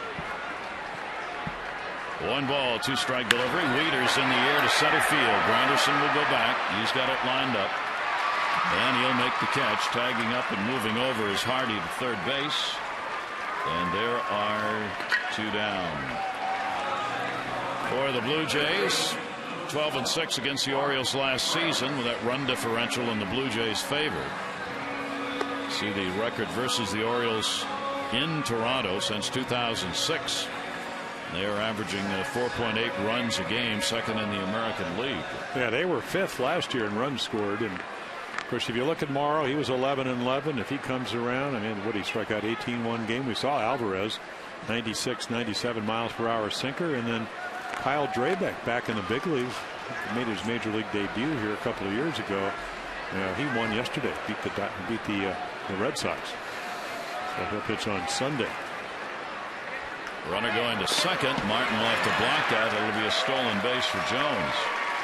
So Adam Jones gets into scoring position, and the Orioles have runners at second and third and 2 down. Jones is 3 for 3 in stealing bases, and the Orioles are 4 out of 5. That can matter, obviously. That's a potential go-ahead run. All you got to do is get the hit. Reynolds with a couple of walks off Sabathia, and a 1-ball 1-strike count. Reynolds now has picked up 4 walks and has 6 strikeouts. During the spring, we noted that he was keeping his walk total ahead of his strikeout total in spring training. But now it's about the long ball and RBIs that the Orioles, of course, want out of Mark at third. That's a little bloop towards left center. That's going to fall in. Base hit. Gardner cuts it off. Hardy scores. Jones scores. Into second base, a double, and the Orioles have a 4-3 lead. Yeah, you have to really elevate the ball. I mean, Reynolds a much better high ball hitter. It looks like CC tried. You can see Martin come in, and they go in, and he's strong. You don't hit 37 home runs if you're a weakling. And he just fights it off up the gap. Here comes Hardy. That'll tie it up, and Adam Jones will give them the Orioles the lead, 4-3. First 2 RBIs of the year for Mark Reynolds, and you saw him celebrating, indicating a little pressure that he's been under to try and get that extra base hit and get on the board in the ribby department. And now he's at second base. The Orioles have picked up 4 runs and 8 hits off Sabathia. And still nobody up in their bullpen, and another opportunity to add to the lead. Paulino get the ball off his hand, and then a rocket, but right at Jeter for the ground out his last time up. And a delivery goes the other way this time. That's Swisher, who will back up, find it, and put it away. The Orioles, though, get a couple of runs, 3 hits. They leave 1 on, and the Orioles are on top for the first time in this game.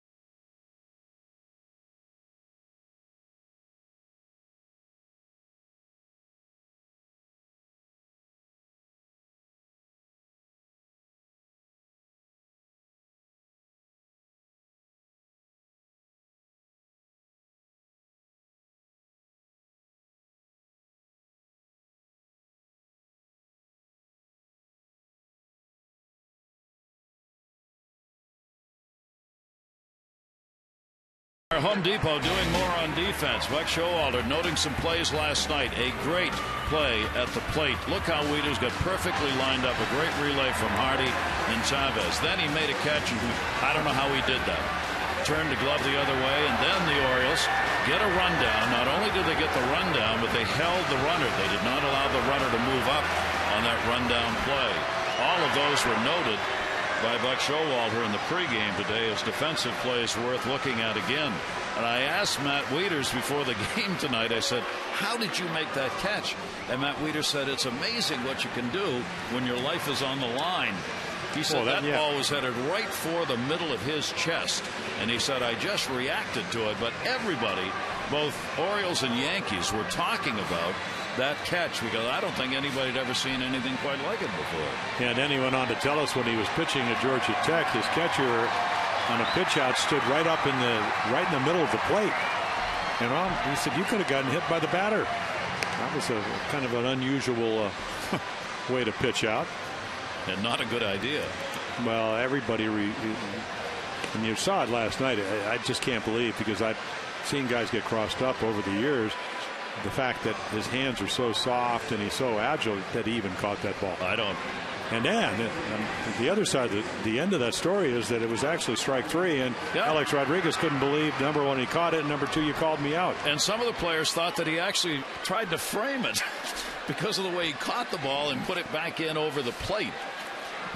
Here's Alex Rodriguez. Rodriguez 0 for 2 and 0 for 11 in the series. And Jake Arrieta now with the lead gets the strike. Arrieta with a walk and 3 strikeouts so far in the ball game. It's been a tough start for Rodriguez, and the Orioles hope it'll stay that way. He's had only 3 hits and 21 at bats on the year. And the 0-1 delivery to him, and that's on the outside corner. And Arrieta works 2 away for a 2-strike count. And we saw it against the Twins. They're trying to encourage Jake now that he feels good and command, throw more fastballs. And there's another one. Maybe that was a backup slider. At least he got away with it, kind of hung it a little bit, but he's got an awfully good fastball. And again, how do you get a young pitcher when you're on a somewhat of a pitch count? What pitch count at 89? Probably going to get 110, 115 pitches. How do you get him into the 7th, 8th inning? Throw more fastballs. 0-2 delivery, and he got him. 3 strikes on the outside corner. And Alex Rodriguez doesn't chase any of them. Perfect pitch, late movement, comes back, catches the outside corner. Boy, you like to see that. That's really what pitching's all about. And we'll bring on Mark Teixeira. In the game against Minnesota, the opener for Arrieta, he threw 97 pitches, went 7 innings. He has thrown 91 so far in this ball game, and we are in the 6th inning. And what the pitching coach Rick Adair for the Orioles liked, 61 of them of those 97 were fastballs. 0-1 delivery and a check he did not go around. Teixeira has had a single. He is grounded out. Mark Teixeira's got a 4-game hit streak. Pitching coach watching Jake Arrieta come back after giving up the double and homer to Granderson, first 2 batters he faced, and then really settle in. He has walked 1, struck out 4, has a 1-2 count on Teixeira. Teixeira 6 for 15 lifetime off Arrieta. 1-2 delivery. That'll be up high. 2-ball, 2-strike count. Yeah, experience, at least for me, it allows you to learn that if you hang a slider, as you did to Jeter, who has well over 3,000 hits, they hit it, and he did. And if you get a fastball in the middle of the plate to Granderson, which he did, and the guy's coming off a year where he hit 41 home runs, he'll probably hit it hard. So you don't panic, you just make better pitches, and that's what he's done. I mean, think of this lineup. You have almost 3,100 hits leading off. You got 41 hits right behind him. One of the best left-handed hitters in Cano right behind him. And Teixeira's hit over 30 home runs the last 7 years. 2-2 delivery, and he got him. Teixeira goes down swinging. That's 5 strikeouts now for Arrieta. Our PNC post-game tune-in will be coming up. Brought to you by PNC Bank for the Achiever. And Jim and Rick will be standing by. They're frozen in place right there. There'll be a look in with the manager in the press conference, player interviews, and more, all coming up on the post-game. Jim Hunter looks like he's ready to go into the meat locker. With the puffy jacket on. Good idea, though. Yes. 2 down here in the 6th inning on 2 strikeouts, and here's Swisher. He's flied out to center field twice. But does he have the glove? Nobody's got the gloves you got. It's hard to keep score and keep taking my hands and readjusting like all the hitters. I'm so sorry. I feel the Velcro going. It's tough. Tough out there. Tougher to eat those hot dogs with the gloves on. Well, among other things, yes. 0-1 count on Swisher, and that will be taken inside. Swisher now with the 0 for 15 off Arrieta. I mean, if Jake wins tonight, he's going to expect me to wear those gloves every time he pitches all year long. It's all right till you get to January, or July, rather. And towards second base, Andino is playing deep. He scoops it up. Arrieta, 1-2-3 inning. So the Orioles maintain the lead as they are up on the Yankees 4-3.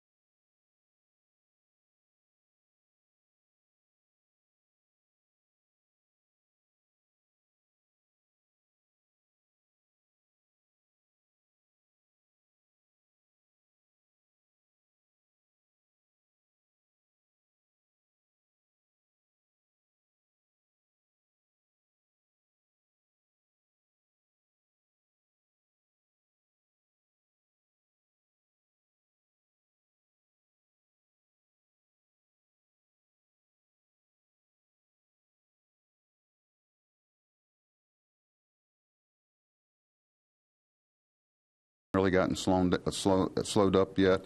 I'm aware. It's not an open-ended ticket. We weren't real sure about Chris at third base. Felt like that was going to be an issue with his arm a little bit. He's above average first baseman. There's ways we can go, but Mark is a streaky guy offensively, and we just don't want him to be streaky defensively. And last year was a break from the norm. He's always made some errors, but not the number he had made last year. He made 6 or 7 at first base when we moved him over there. A lot of people forget, but. It's it makes you feel a little bit sorry for him because he worked so hard in the off season, worked so hard in the spring, and he knows it's a point of emphasis. Anything that's said to him about it kind of falls underneath the no kidding. If there wasn't effort there and there wasn't caring and there wasn't, it's almost too much. And he's just got to get relaxed. And I'm hoping as the season goes forward and we get on the road and he kind of takes a deep breath that we're going to see what he's capable of. Prior to the ball game, and that's why he put him back in tonight. He felt he needed to get right back in after the error last night, costly error, and get back into the ball game tonight, not take him out of there. And Reynolds has answered by picking up the 2 RBI double in the 5th inning. And as he said, it's not an open-ended, meaning that, look, you don't produce, you don't get to play, but he's certainly got the effort into it, and he doesn't want him taken out of the lineup. Not now. It's hard to take his bat out of the lineup. And there's another slider, so Sabathia, he's dialed in Wilson Betemit. Betemit has struck out 3 times after coming in 3 for 5 lifetime off Sabathia. So the pitch count at 105, and again we talked all night about the slider. Tough to hit, tough to see, tough to read. And he's able to get ahead of Wilson and then bury him with that slider down and in. Yeah, third base is such a. I looked at Boone Logan briefly pitching last night, but third base is such a reflex position. You have to make such quick decisions. It's so simple to look at Mark Reynolds last night on that play and go, oh yeah, should have just taken a step back. But again, the ball's hit sharply. This play has got to be made, though, Joe. Oh, no, I understand. But for a guy that has trouble reading the ball and to play third, it's tough. That is swung out a miss. I got spoiled. I mean, I had Brooks Robinson. Brooksy would have pounced on it. Of course, he did win 16 consecutive Gold Gloves, but it's just it's a tough position, but again, you know, all positions are tough. You make the position. You're in the majors. You win. Make the play. Well, I mean, that's the way it is. Should have thought about that when they traded for him. That's right. You know, I mean, that's the difference. You really have to know the guys you get. So again, if you want Mark Reynolds to hit 37 home runs, maybe he's your DH. Yeah, that's true. But you got too many DHs to do that, obviously, with the Orioles at this point in time. Or people who are DHs. That is going to be swung on and miss. So Sabathia bearing down here and picks up the strikeout. That's 8 in the ball game, 2 in the inning.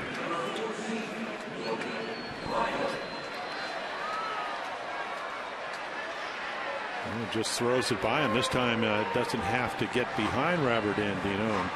Little change up, turns it over, and he's out in front. Back-to-back strikeouts. Yep.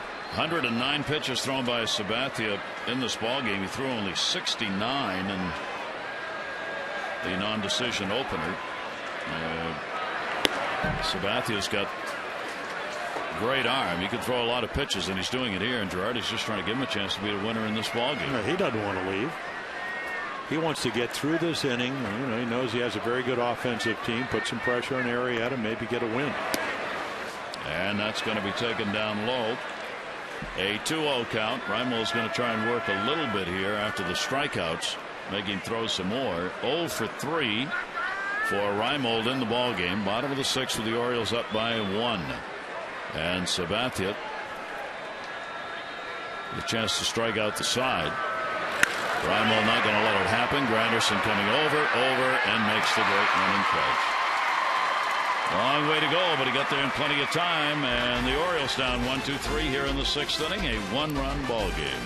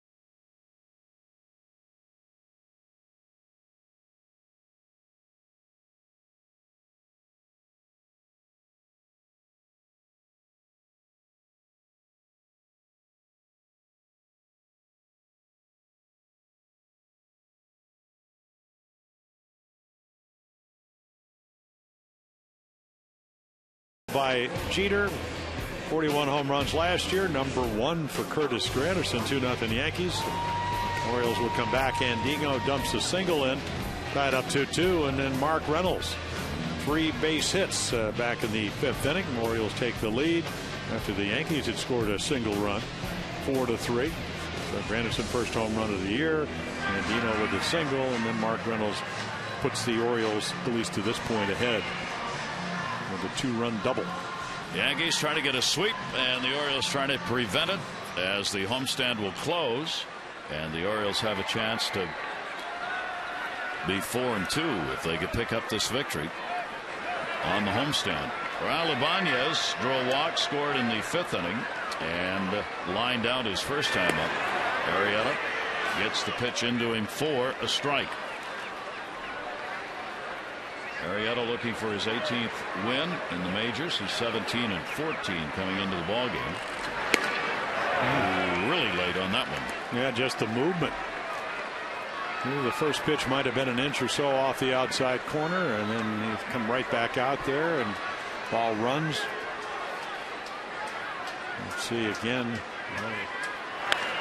In the air to center, Jones back, warning track near the wall, got it. Well, they keep doing it, trying to speed up the bat with breaking balls, and he almost hits one over Jones's head. Mid-Atlantic Sports Report. Tune in tomorrow, 5 to 7. Tom Davis, Mel Antonin, Phil Wood, Dave Johnson. All the news from the world of baseball. Live interviews, batting practice, look-ins, and more. That's tomorrow, 5 o'clock on Massive.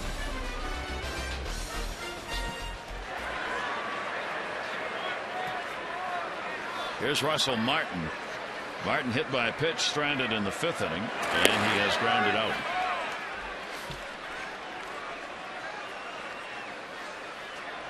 Jake Arrieta getting the strike in. First pitch strikes, 11 out of 22 for him. Ground ball to second. Andino diving, can't get it. And Martin is on with a base hit. Just out of the reach of Andino. And the Yankees had their 5th hit. Orioles return to Camden Yards on Tuesday, April 24. Week-long homestand. Blue Jays A's. And the first T-shirt Thursday, April 26th. First 10,000 fans 15 and over receive the Orioles Gold Glove T-shirt, celebrating the award-winning seasons of Nick Markakis and Matt Wieters. Get your tickets in advance. Orioles.com for info.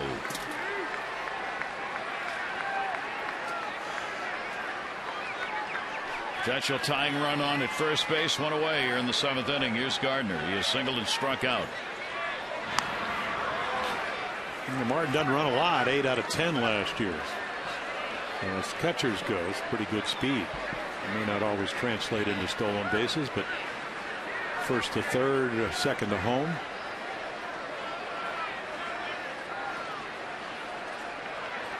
Reynolds plays in at third, as he always does when Gardner is up. Take that bunt away. On-speed breaking ball with good movements in there, first strike. Ayala up in the bullpen for the Orioles.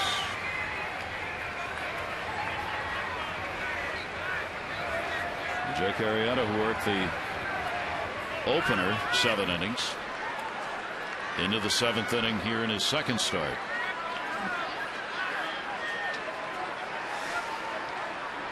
Martin not going. The 0-1 delivery to Gardner's up high.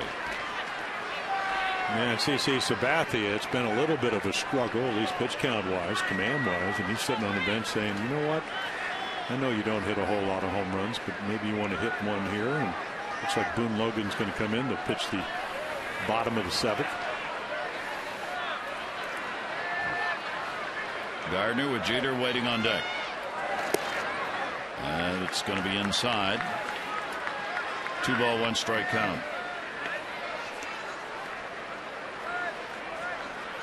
Logan watching. He's ready.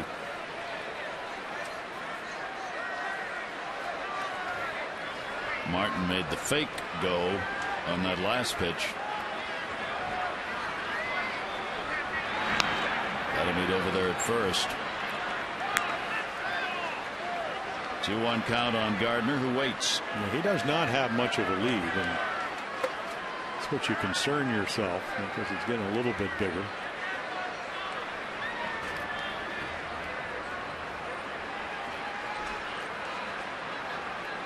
Arrieta, the 2-1 delivery to him, and a nice pick by Wieters. And a 3-ball, 1-strike count on Gardner. Well, Jake Arrieta flirting with some danger here. Well, only one away. 2-1 slider, kind of an unusual pitch. It works to count to 3-1, and now Gardner can sit on a fastball. Doesn't have to swing at anything but that. And they play him so shallow now. All of a sudden, he becomes a little bit more of a power type of hitter because he can look for his pitch. 3-1 delivery. Shortstop. Hardy. Got it. So Arrieta comes back on him, gets a big out, and holds Martin at first base with 2 down.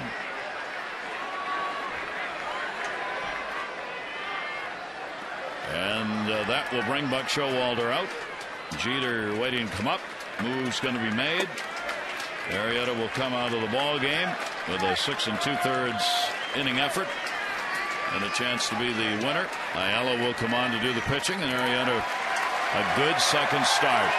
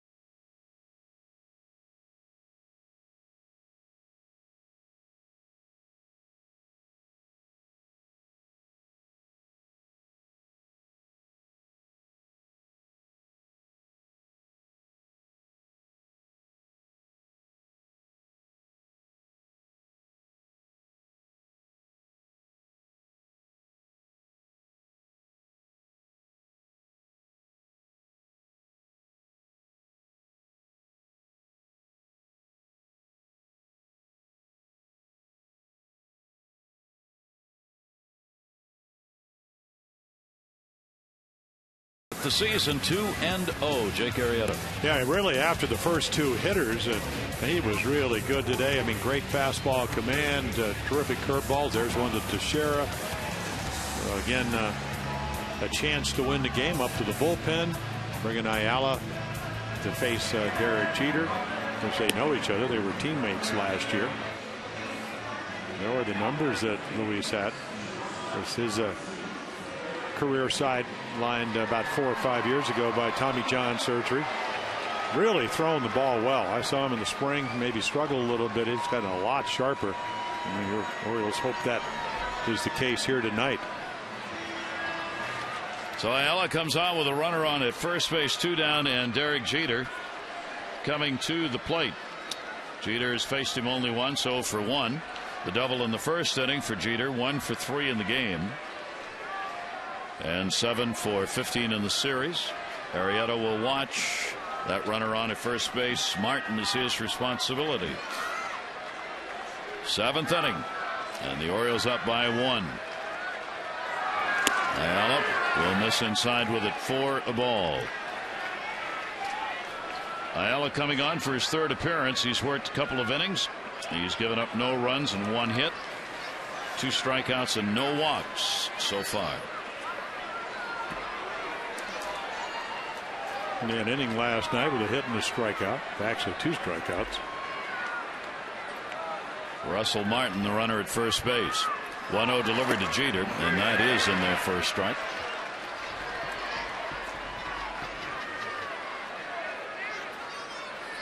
Yeah, for Jake Arrieta, bases loaded, and Jeter and Granderson and Cano coming up, and he only gave up the 1 run in the 5th.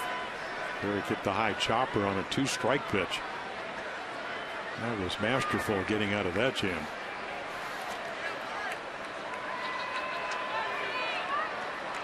One ball, 1 strike count.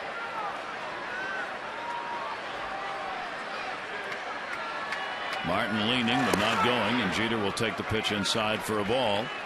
A 2-ball, 1 strike count. You know, we've seen Jeter here in this series get a home run, 25 leadoff homer. He's also at his 41st 4-hit ball game coming in this series, and has had a double and scored in this game with 7 hits in the series. Put some numbers up. 2-ball, 1 strike count. Well, it just misses. Wanted the call, didn't get it. Yeah, that's really, I mean, to me, that's the one place where maybe, and he doesn't get the call. I'm not saying he should, because the ball looked like it was inside, and you could see it running down and in, is down and in, because he inside outs the ball so well, whether it's in or away.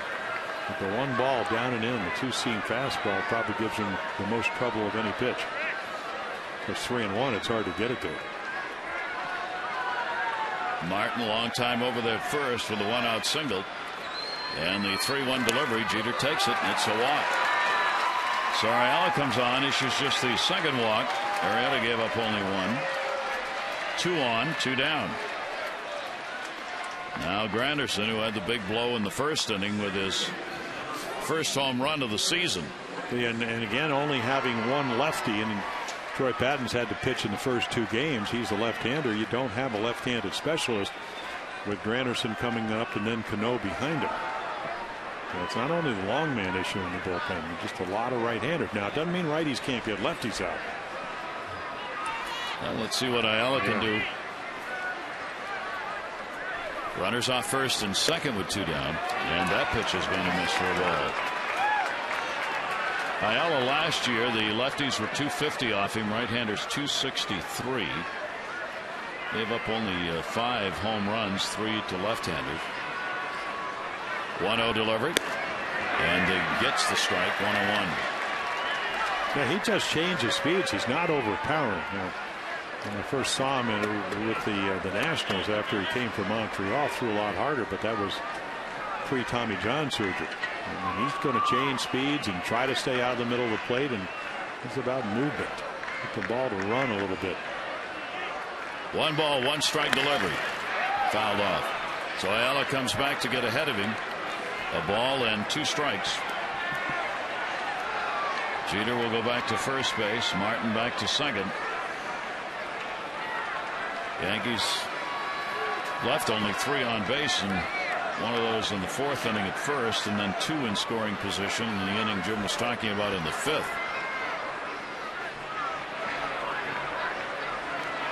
1-2 on Granderson.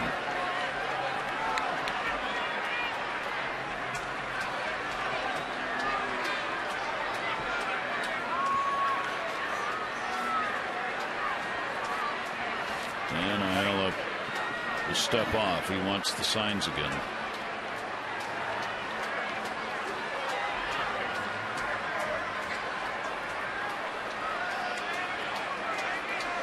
Here's the 1-2 delivery. Granderson gets the base hit into left field. Raimo, they're going to send him on. Here comes Martin.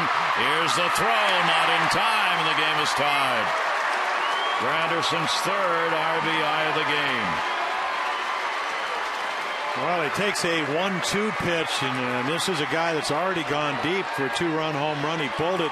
Watch him cover the outside corner. Then the ball just not enough on it that he can't get to it and hit it hard. And right here, Martin runs well. Ball dies. Did rain early in the game for about 10 minutes. Well, the Yankees come back here in the 7th inning and tie it. And Arrieta will not be the winning pitcher. 4 runs, 5 hits, 6 2/3 innings with a walk and 5 strikeouts. And Jake Arrieta is non-decision. Now Jeter, the lead runner at second base. And Granderson on at first. And Robinson Cano 0 for 3 is up. And fouls it off at the plate.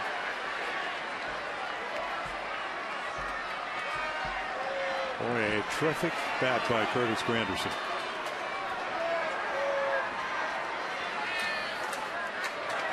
Takes a good pitch and turns it into an RBI single. Has hurt the Orioles in this ball game. 3 of the 4 RBIs. That will be fouled back. No play. And a 2-strike count.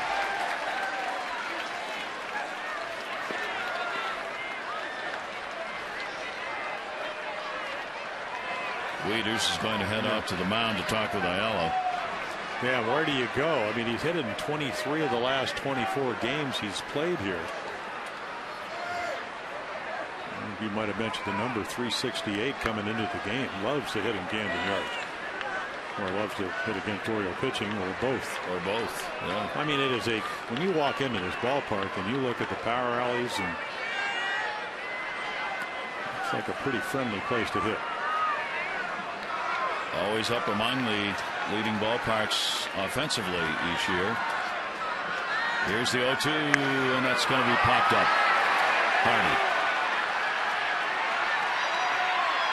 And that will retire the side, but the damage done. A run in, game tied, 7th inning stretch time.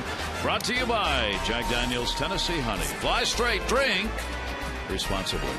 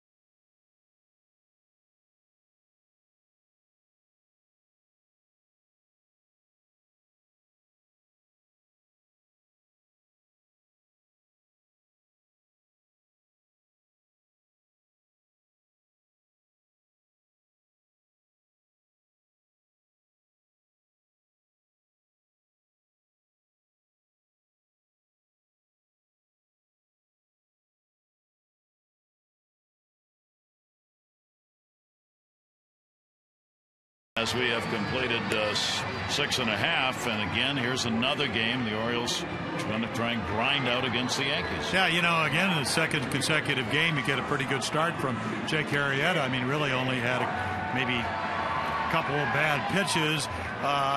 So you get the lead, but can you hold the lead? And the answer is no. It is the Yankees. Now it's going to be the battle of the bullpen. But again, a lot of their better guys. Robertson's pitched in back-to-back games. We saw Phelps pitch a couple of innings last night. So we'll just see who can really gut it out. And it's going to come down to who pitches a little bit better, or maybe who gets the clutch hit. Orioles couldn't do that last night. Buck Showalter was asked before the game some indication that maybe Rivera and Robertson and Phelps were not going to be available, and he just smiled and said, I don't believe any of those rumors. We'll wait and see where they are in the game. Well, they have an off day tomorrow. Yeah. It's as do the Orioles, and so I think anybody's they want to win. They need a win. They come to Baltimore expecting, not assuming, but expecting to win if they do the right things. So here is Boone Logan, who will come out of the bullpen. CC Sabathia, of course, is also going to be non-decisioned in the ball game. So he's gone through 2 starts without a win, but has given the Yankees an opportunity to pick up the victory in this ball game. As he goes the 6 innings, charged with the 4 runs. He had a couple of walks, 8 strikeouts in the ball game, and gave up 8 hits over the 6 innings. Boone Logan on in relief. J.J. Hardy will lead it off for the Orioles. Hardy, Markakis, and Jones. Hardy's had 2 singles, a run scored, 2 for 3 in the game. Yeah, 7 pitchers last night, and Boone Logan, he only came in, faced 1 batter, gave up a base hit. So well rested. And starts Hardy out with a strike. Bottom half of the 7th inning.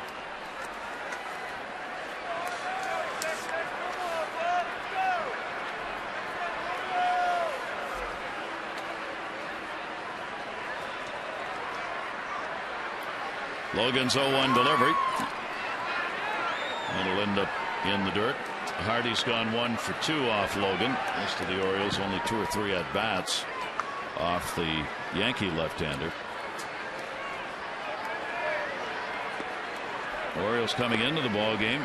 They've been touching up the lefties, 343. Right-handers 239 on this young season. Numbers that can obviously change in a hurry. 1-1 delivery towards second base. Cano. And Hardy's down, 1 away. For every Orioles walk this season, Care First Blue Cross Blue Shield will contribute $50 to the American Heart Association Heart Walk. To date, the Orioles have drawn 17 walks, a total of $850. Care First Blue Cross Blue Shield, encouraging each of us to take that first step towards a healthier and more active lifestyle. Bird needs to be a little angrier here in the late innings of the final game of this homestand, trying to avoid this sweep. Here's Markakis, 0 for 3 in the game and 0 for 11 in the series. He's not had a hit in his last 13 times to the plate, and the pitch to him is taken for a strike. Well, what did Nick say? Who had a great start against the Twins. He said he doesn't want to have different stances. Last year, you can see where his hands are. Last year, his hands would have been back a little bit, maybe in a little bit better load position. So if they don't work where they are, he's going to make some changes. Anderson did it. There's his hitting instructor, Jim Preslett. He made a good point. He's been working with Brady Anderson because of the abdominal a lot more. Probably a little bit stronger, but you got to get comfortable. You got to be able to somehow get the bat loaded, get in the hitting position. 1-1. He got jammed on that one. Jeter surrounds it and gets it. As you can see, his hands don't really load a whole lot. Again, last year that's the way he started, and then eventually they would get back a little bit towards his left shoulder. So again, that's what this game is about, making adjustments. So 2 quick outs here in the 7th inning on ground balls. Adam Jones has singled, flied out, and struck out. A 6-game hit streak for Adam, and he's 7 for 22 to begin the year. Yeah, Boone Logan last year was in 64 games, and righties and lefties about hit the same. not one of those left-handed specialists, both around 260. And as a matter of fact, did not give up any home runs to right-handed batters. Before he gave up were all lefties. Jones late on that one, trying to get the lead right back on one swing of the bat. Except he chased the ball out of the zone. Adam had a majority of his home runs last year here at Camden Yards, as he picked up 19 of his 25 home runs here at home. The 0-1 delivery to Jones, and that is down low. 1 ball, 1 strike count. Both bullpens did a great job in the ball game last night. Phelps, Robertson, Logan, Wade, Rapata, Rivera all coming on to pitch and giving up no runs. The Orioles bullpen, Lidstrom, Ayala, Johnston, Patton, Strobe all did a great job, even though the Yankees would pick one up in the 12th inning. 1 ball, 1 strike delivery. Jones will take that up high, 2-1. Day off tomorrow, and then the weekend games in Toronto. Yankees day off tomorrow and home for their home opener against the Angels.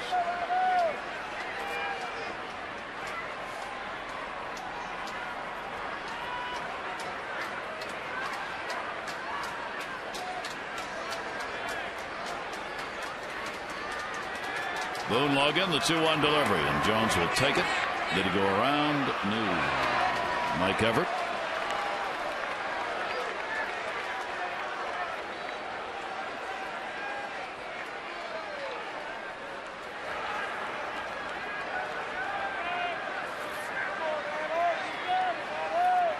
Jones gets ahead on the count, 3-1.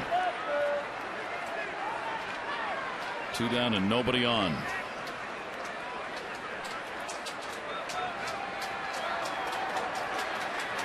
Logan with that high set 3-1 delivery. Jones in the air to right field. Swisher at the wall. He's got it. Well, the Orioles are retired in order. The Orioles now have had last 7 set down. Ball game remains tied at 4.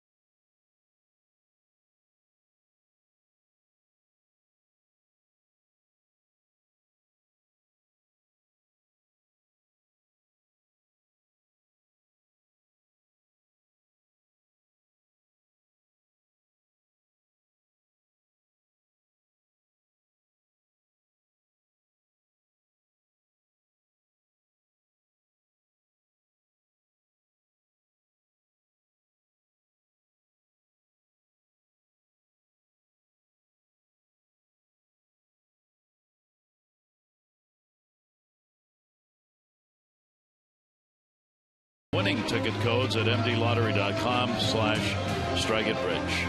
And Denise, maybe more to come. You'll buy a lot of ice cream. Oh, you would know. If I only had the money I spent on ice cream, I'd be retired. But what fun would that have been? Great night for ice cream tonight, because it is. It's not going to melt. Every night's a great night for ice cream. You don't ever want to forget that. Here's A-Rod. Rodriguez 0 for 3 in the game, 0 for 12 in the series. Ayala stays out on the mound. A-Rod a .304 career average against the Orioles.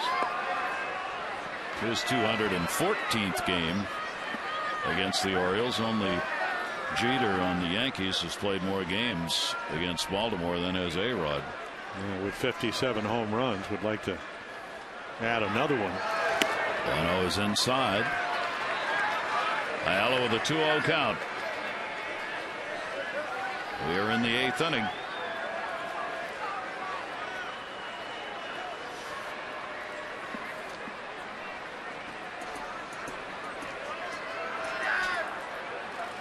And that one's going to be fouled back.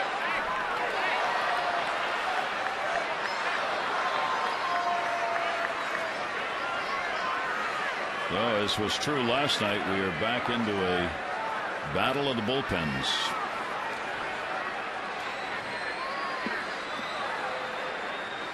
And both bullpens have been used extensively.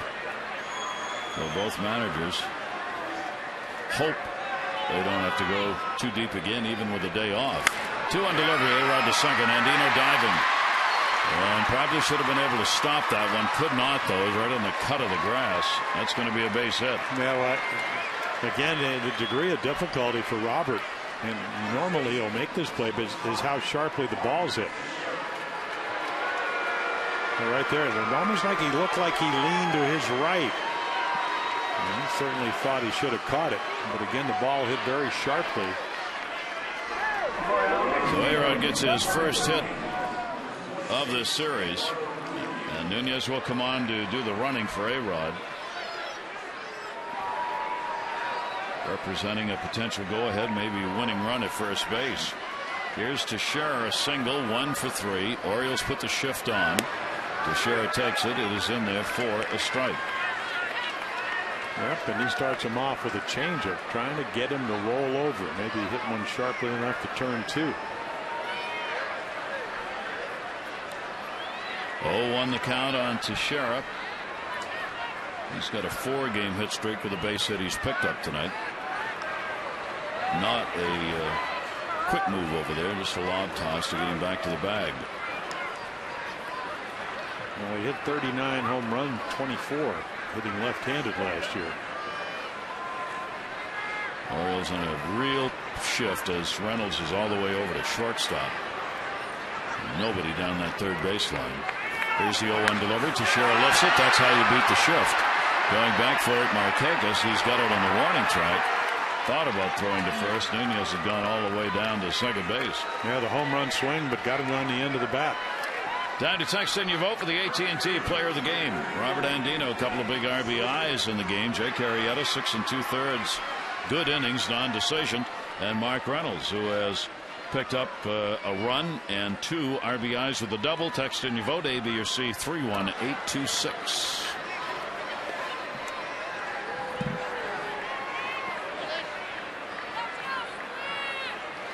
$10 Do you know where your children are? Here's Nick Swisher. Eating ice cream. As they should be. Swisher's 0 for 3 in the ball game. Very quick move. He lobbed one over the last time. This time goes after him. You ever heard of the Tahaka brothers? Baltimore ice cream? No. You have. You got to learn about them. They're locally grown, and so's the ice cream. Today it was maple walnut with bacon bits. What? Unbelievable. And you ate that? It was great. It was delicious. There goes the runner, and it's going to be fouled back by Swisher. Diving was Nunez on a head first into second base. Okay, so while he goes back to first, what? Give me this flavor again. Well, I love maple walnut ice cream. Well, you're from Maine, of course. Yeah. So they make a maple walnut, just a touch, just a touch of bacon, just enough to give it a little salty zing to it. Oh, unbelievable! They have stores downtown around the area. They are local. A couple of local guys. Did you move kind of in the same vicinity where one of their stores is? How do you decide where to live other than that? That's the only question. Does this neighborhood have ice cream? Okay. If it doesn't, you don't live there. Trap door to last year, just down, dropped right into Baskin Robbins or wherever it was. almost as good this year. I always knew where to find you. That's right. Go for a little stroll. There's Gary. A little hammock in the corner. Triple scoop. Here's the 0-1 delivery on the way. Swung on and missed. Nice pitch by Ayala. Yeah, good changeup. No, you know, Nick, I mean, he's trying to get one out of here, and at least doesn't give him a pitch that he can drive. I mean, look at the late action. Looks like it's going to be in the middle of the plate. This is what change in speeds and movement does. He's just out in front. Well-intentioned swing. And Nick Swisher.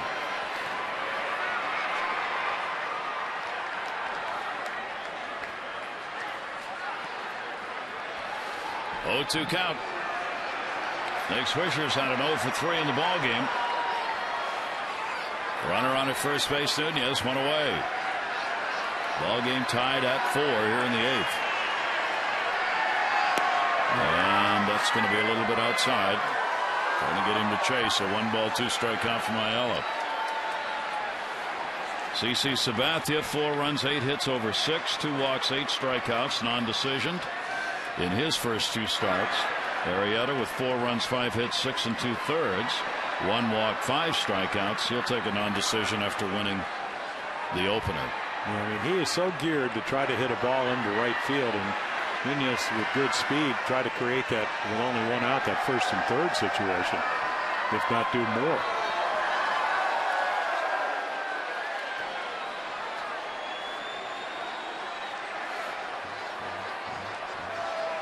And of course Ayala played with him, so he knows what his game is. 1-2. And he was leaning. Yeah.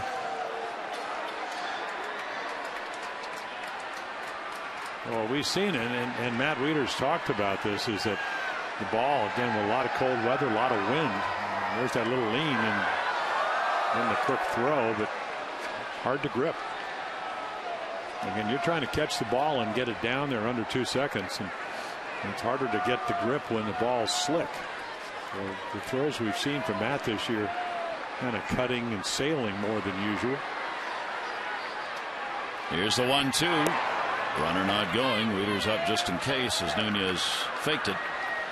And a 2-ball 2-strike count on Swisher. Battle joined again, as it was last night in the 12-inning game.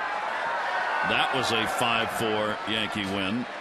This ball game could be another 5-4 game, as we're in the 8th, tied at 4.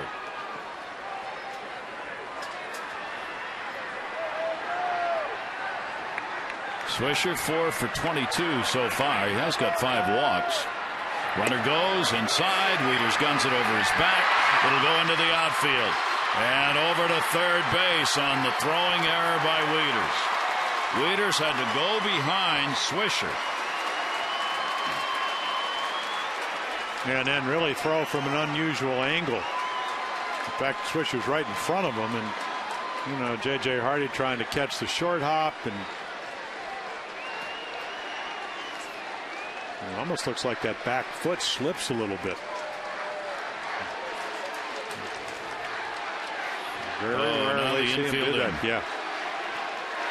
Swisher with a 3-ball 2-strike count. Yeah, deadness count going from 0-2 to 3-2. Only 1 down. Potential go-ahead run on at third base. Stolen base on an error. 3-2 delivery to Swisher, and he'll foul it back.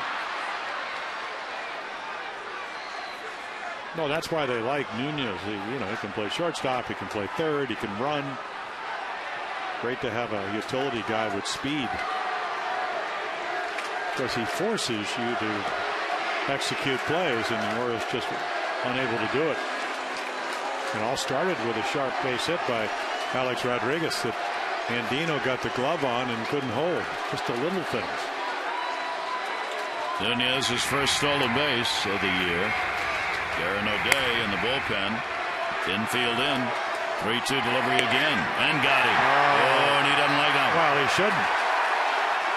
Welcome to the strike zone. About as big as Camden Yards through this series. That's just a backup slider that probably 3 inches off the outside corner. And the Orioles get lucky. I mean, look where the umpire allows Diaz. He's got to look all the way across the plate, and he's got no idea that that plate is about 3 inches from where that ball ended up.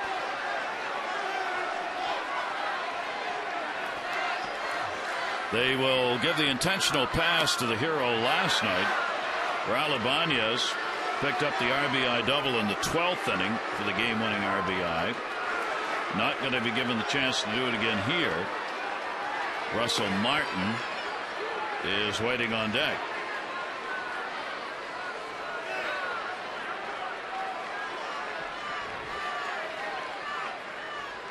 There's ball 3. This will be the second walk surrendered by Ayala.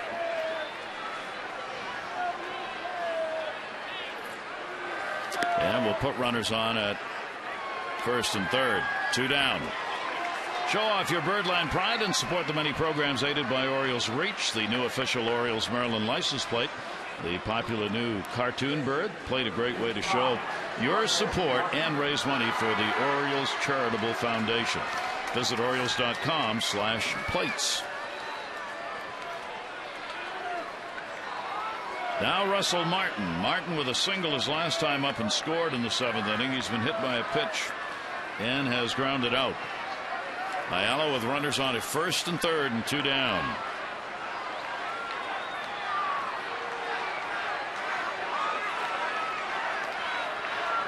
Martin has faced Ayala only once, 0 for 1. Well, we'll see if the fact that he caught him last year, there's a pitch that looks like a little bit more of a quality strike, so they certainly again know each other. Ayala trying to work his way out. He came on in the 7th inning. Gave up a single to Granderson that tied the game up. Run was charged to Arrieta. First and third, 2 down. Martin waiting, the 0-1. 0-2.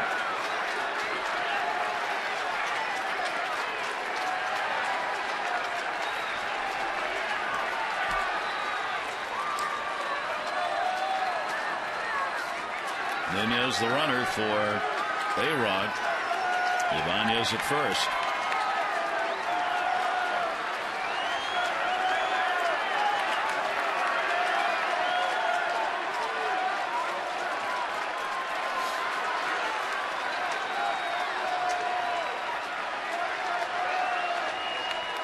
And the 0-2 delivery on the way and just missed. 1 ball, 2 strike count. Martin taking that one down low.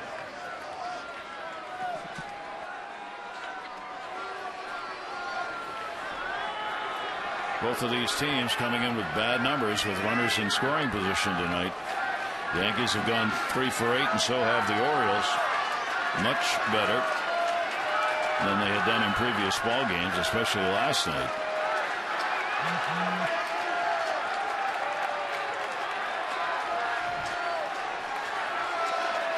One and 2. Runner goes at first. No throw. So Ibanez will get credit for a stolen base, putting 2 in scoring position now with a 2-2 count. Wondered whether or not they'd send in, Jim, or whether... Yeah, good managing because of the speed at third. And if you're Matt Wieters, he's not making it up about having trouble field the ball again because of the wind and the cold. So, and then Ibanez, to his credit, got a great jump. You just don't assume he's going to be running there. And if you're Matt Wieters, you don't want to be throwing it away with speed at third. 2-2 delivery and struck him out. So the strategy works. The intentional walk to Ibanez, the strikeout of Martin, 2 left in scoring position.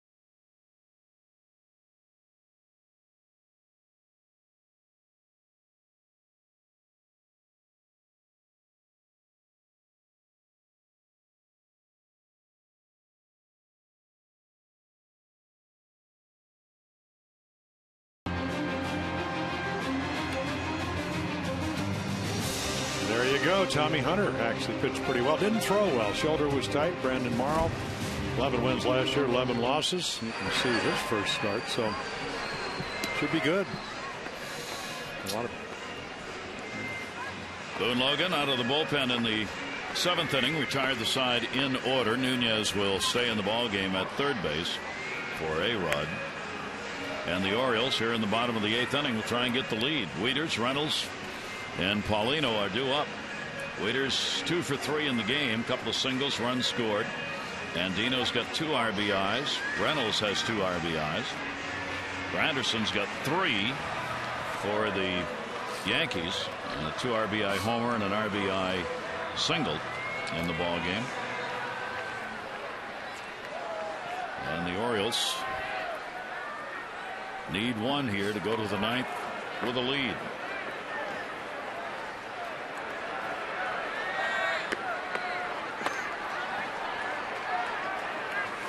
And then let Jim Johnson, who's warming up, the closer, do his number. Here's the off-speed pitch. Yeah, you go back to last night. So what? Mariano was up 4. Mariano Rivera was up 4 times last night before he came in the 12th. Unheard of. Really is unheard of for him to be up throwing that often. Just one of the reasons why he may not be available in the ball game tonight. Certainly they don't want to use him. That'll be taken away. Rafael Soriano, who did not work, is available. For Wieters, 0 for 2 off Logan. 11 home runs off lefties. Incredible numbers against.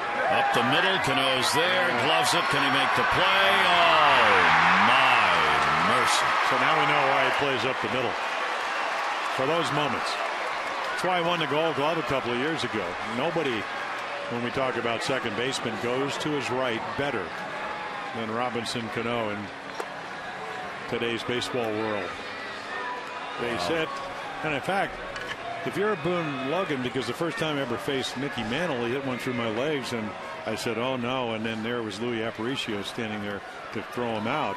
I'm sure Boone Logan thought the same thing. That's a base hit into center field. Just an out. He's been playing at second base against right-handed batters, right where he is right now, and right where he was against Wieters, which is almost behind the base.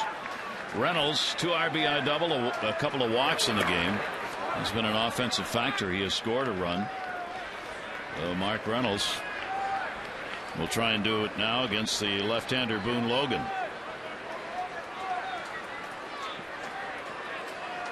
Reynolds 1 for 1 off Logan, a home run.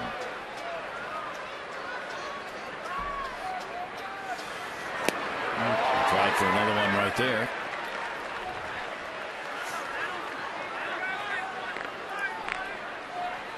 One ball, 1 strike count on Reynolds. Paulino due up next.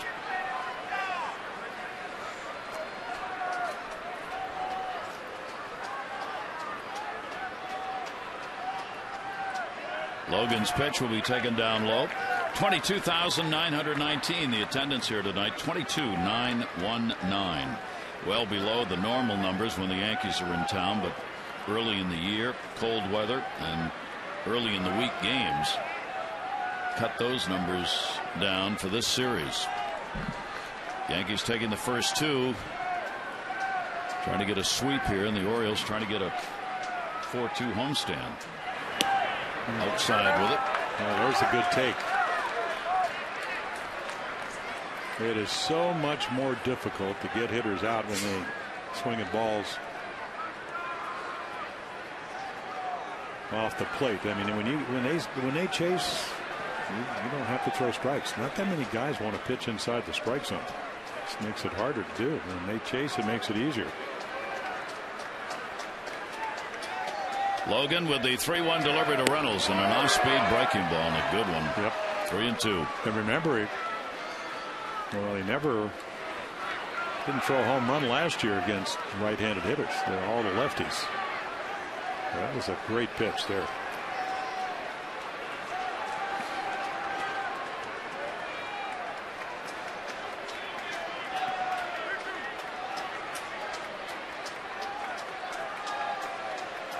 Logan with the 3-2.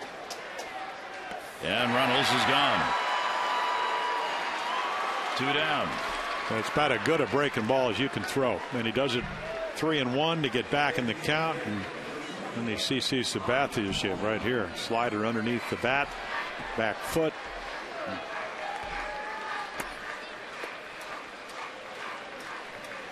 And that will bring Joe Girardi out with Paulino coming up. Rafael Soriano is ready in the bullpen and is rested. And a good job by Boone Logan. Logan came on and retired all 5 batters that he faced. 2 down, 8th inning. Paulino coming up.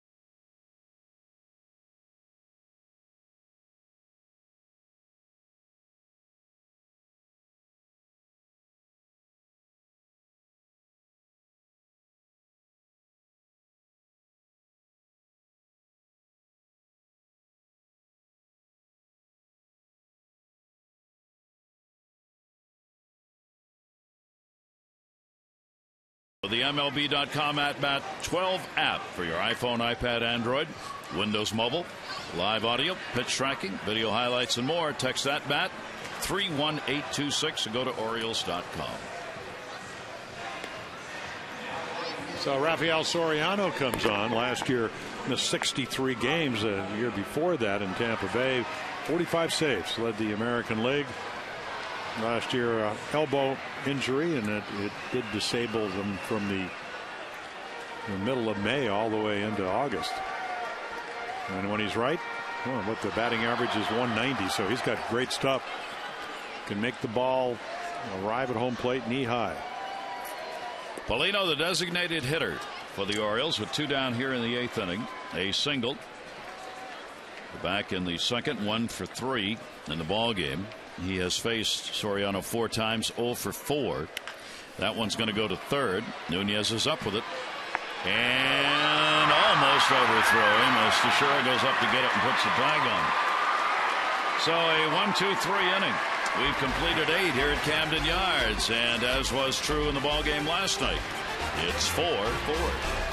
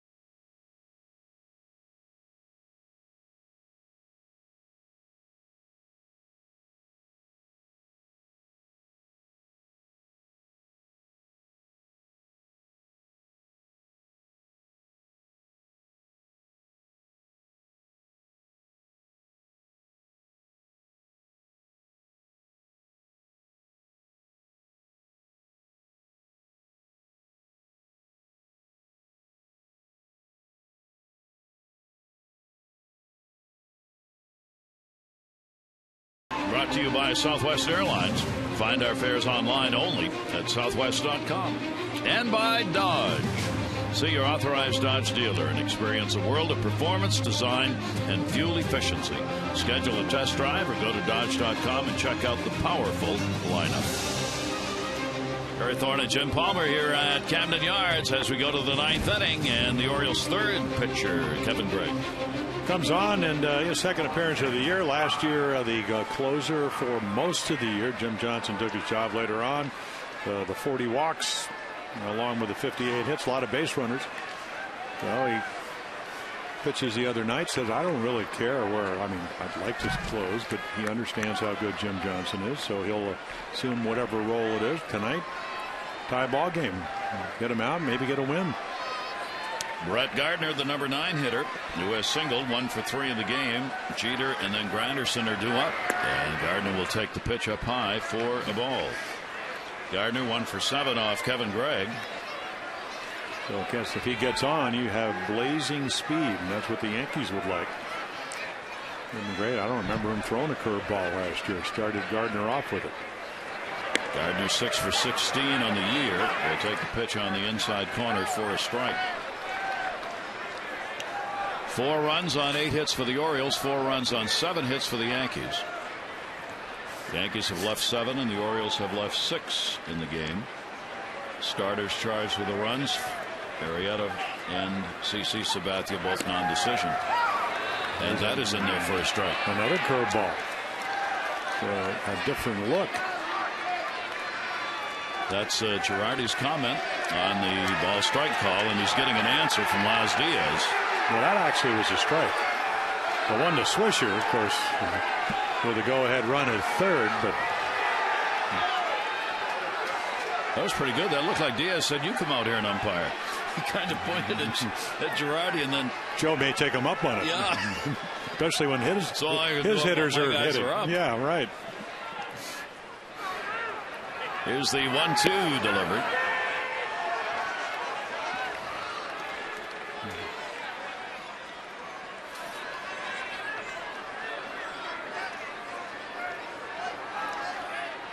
Diaz faces straight ahead. 2 ball, 2 strike count. Brett Gardner outside. Always in hockey, Canadian announcers regarding officials in hockey are brutal. I mean, they just tear into referees in the NHL game after game, night after night, year after year, unmercifully. Not nearly as bad in baseball in the U.S. by players and managers. Foul back. Well, I mean, is there reason to do that? No, there's no more reason than there would be here. Well, but if they call, they're still angry at the ball that he called 3 or 4 inches off the outside corner that didn't, allowed Swisher to go back to the dugout instead of the first base. Yeah, but it's all this is about. But in the hockey, it's the officials either do or do not make calls. This is all discretionary, like the strike zone is. And but I always smile because Canadian announcers, unlike U.S. announcers in the game, just no referee is ever any good. And they just it's rights and left and rights and lefts. Kevin Gregg with a 3 ball, 2 strike count. Do not want to have Gardner on, especially not via the walk. 3-2 pitch again on the way, and he got it.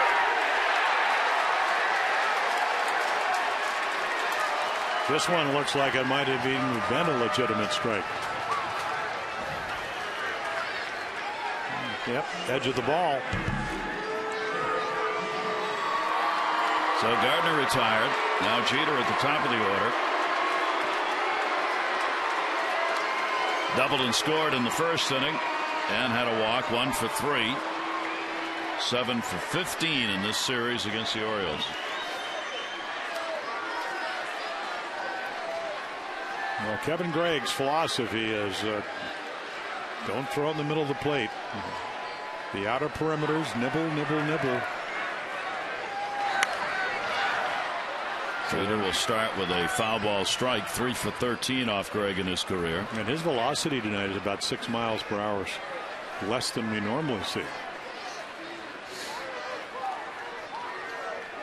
That doesn't mean you can't get guys out, especially when you stay on the corner like he did to Gardner.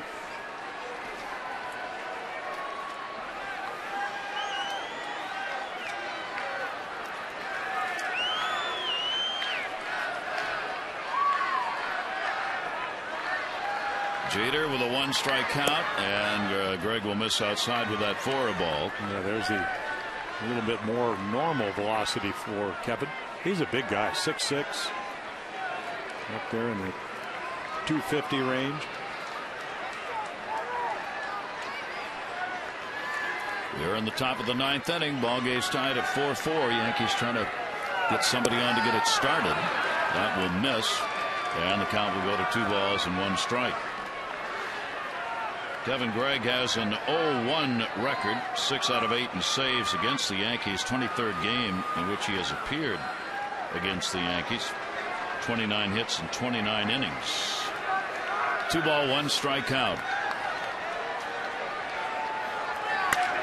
Jeter loops it. Markakis. 2 down. This copyrighted telecast presented by authority of the Orioles may not be reproduced or retransmitted in any form, and the accounts and descriptions of this game may not be disseminated without the express written consent of the Orioles. 2 away in the 9th inning. Curtis Granderson, a home run in the 1st, RBI single in the 7th. 2 for 4 tonight, 3 for 12 in the series.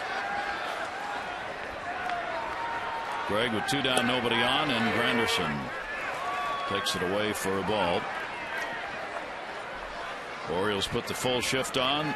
Reynolds stayed over closer to 3rd on the 1st pitch, now backs up.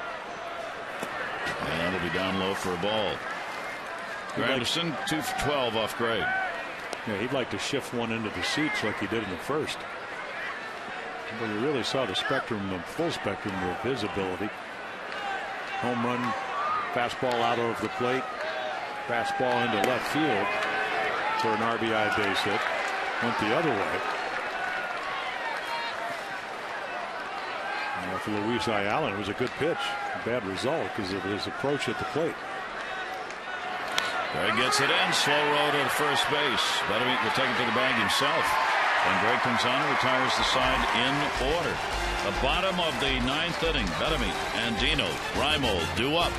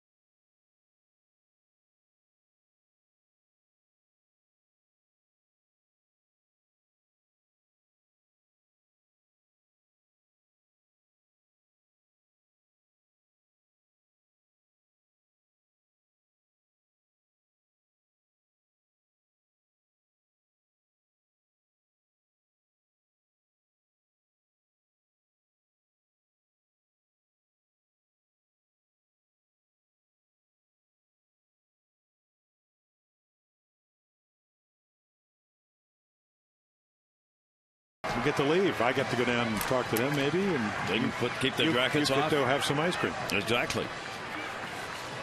That's all it takes. It all sounds so easy, doesn't it? Well, last night it was a little easier because you didn't need a home run. Yes. Maybe just a well-timed little bloop. Soriano is on the mound, having come on to get Paulino in the 8th inning. Bettavite has struck out 3 times in his 3 at-bats. The designated hitter will take the pitch down low for a ball, and the count goes to 2-0. 4-4 ball game, 9th inning. Yankees trying to sweep. Orioles trying to have a 4-2 homestand.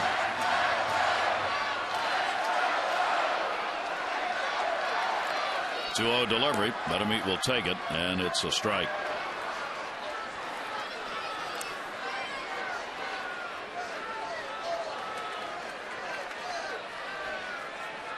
Alfonso Soriano. 2-1 delivery.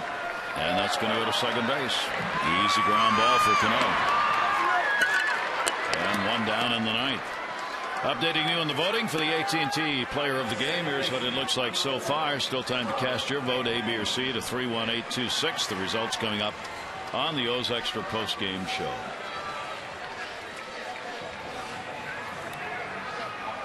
Robert Andino, the 2 RBI double in the second inning. He was robbed on a fine catch by Gardner of a base hit in the 4th and struck out his last time up. Sabathia struck out 8, Logan 1. So it's been another game where we've seen a lot of strikeouts as 9 Orioles have gone down the K route and 8 Yankees. Soriano with the 0-1 count on Andino. Andino 1 for 3 off him, behind 0-2. Yeah, you know, you talk to advanced scouts and they go, the Orioles, they make good pitches.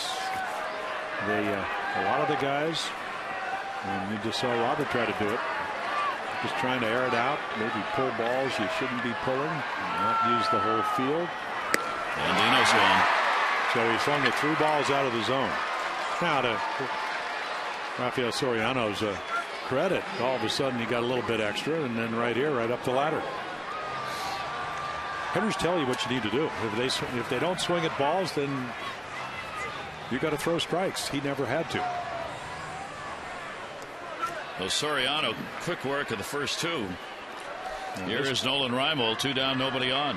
And this young man's got to get his head going so he gets an idea of what he wants to hit. Almost got his head going. Yeah. Soriano up and in. A 1-0 count on Reimold.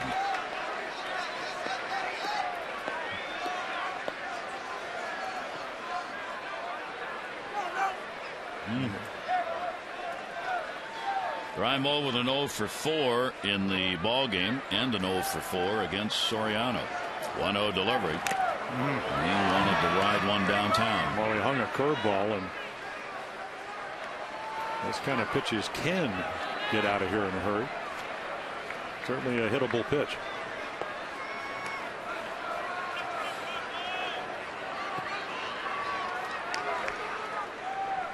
Soriano gets the count evened up. 1 ball and 1 strike.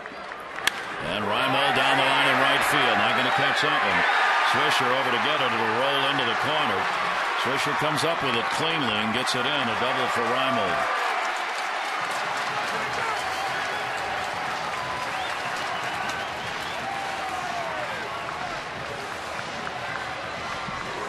Yeah, fastball in the middle of the plate, just slices it into the corner. Talk about using the whole field. Can't defense that ball. That had Derek Jeter written all over it. That's what he does. And he usually scampers into second. So the Orioles need 1 more hit. There you go. Don't need the home run. Jim and Rick, they called it. Orioles 3 for 8 tonight with runners in scoring position. Hardy, a couple of singles and a run scored, 2 for 4. He's had no success to date against Soriano, 0 for 8. The outfield moves in a few steps for a play at the plate. Hardy will take it down low for a ball. Cano will work to hold Reimold close at second. A lot of breaking balls from Mr. Soriano. Orioles out hitting the Yankees 9-7 in the game. Hardy waiting on it. That's going to be down low, 2-0.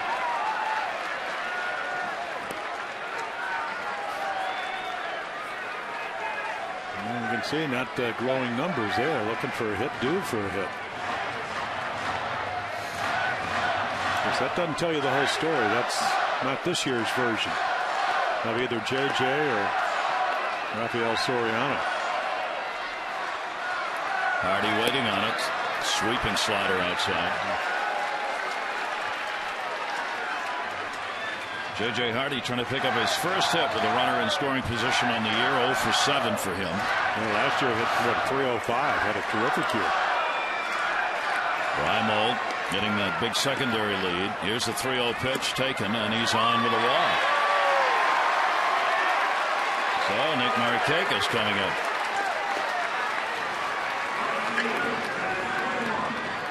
And here comes Larry Rothschild.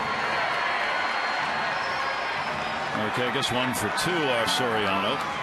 Rothschild made a lot of appearances. 3 times he went out when Sabathia was pitching, and now he goes out to visit Soriano. Well, you have a guy out of the bullpen. You just want to make sure that, okay, how are we going to pitch him? They'll move the defense from the dugout if they don't agree with it. But what's the plan here? Of course, the Orioles are hoping that Nick Markakis has a plan. Soriano's got a 2-1 mark against the Orioles. 5 out of 7 in saves. But Nick Markakis, the one that matters at second base is Reimold. Well, the one thing that Nick Markakis that I've seen after pitching all those years, that he doesn't panic. I mean, he usually goes up there with a good idea. It doesn't mean he's going to get a hit. The other side of the equation is that you have very, very good speed at second. With 2 outs, he is going on movement. And we're going to, yeah. Well, almost threw it away. They will load the bases for Adam Jones. 2 down. Well,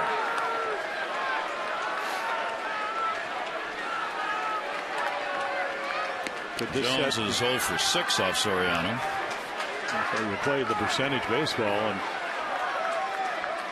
it'll be interesting to see where Nunez plays, because if he gives Adam the bunt, he may drop one down.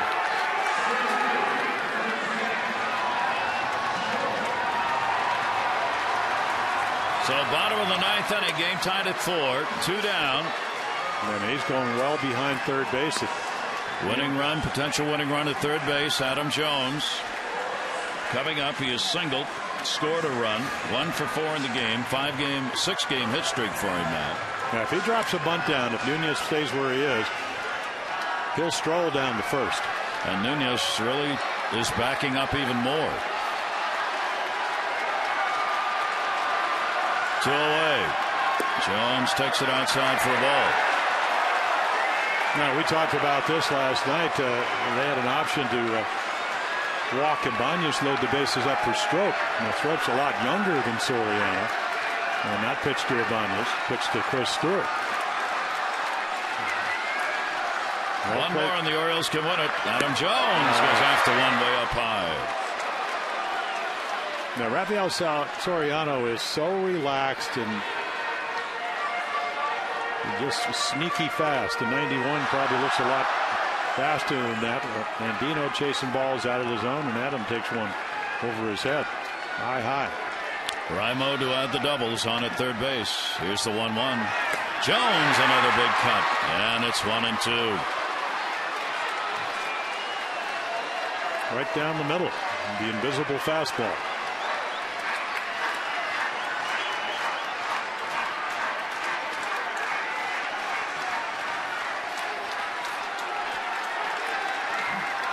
Reimold, plenty of room to get off the bag at third. Here's the 1-2 delivery, and struck him out.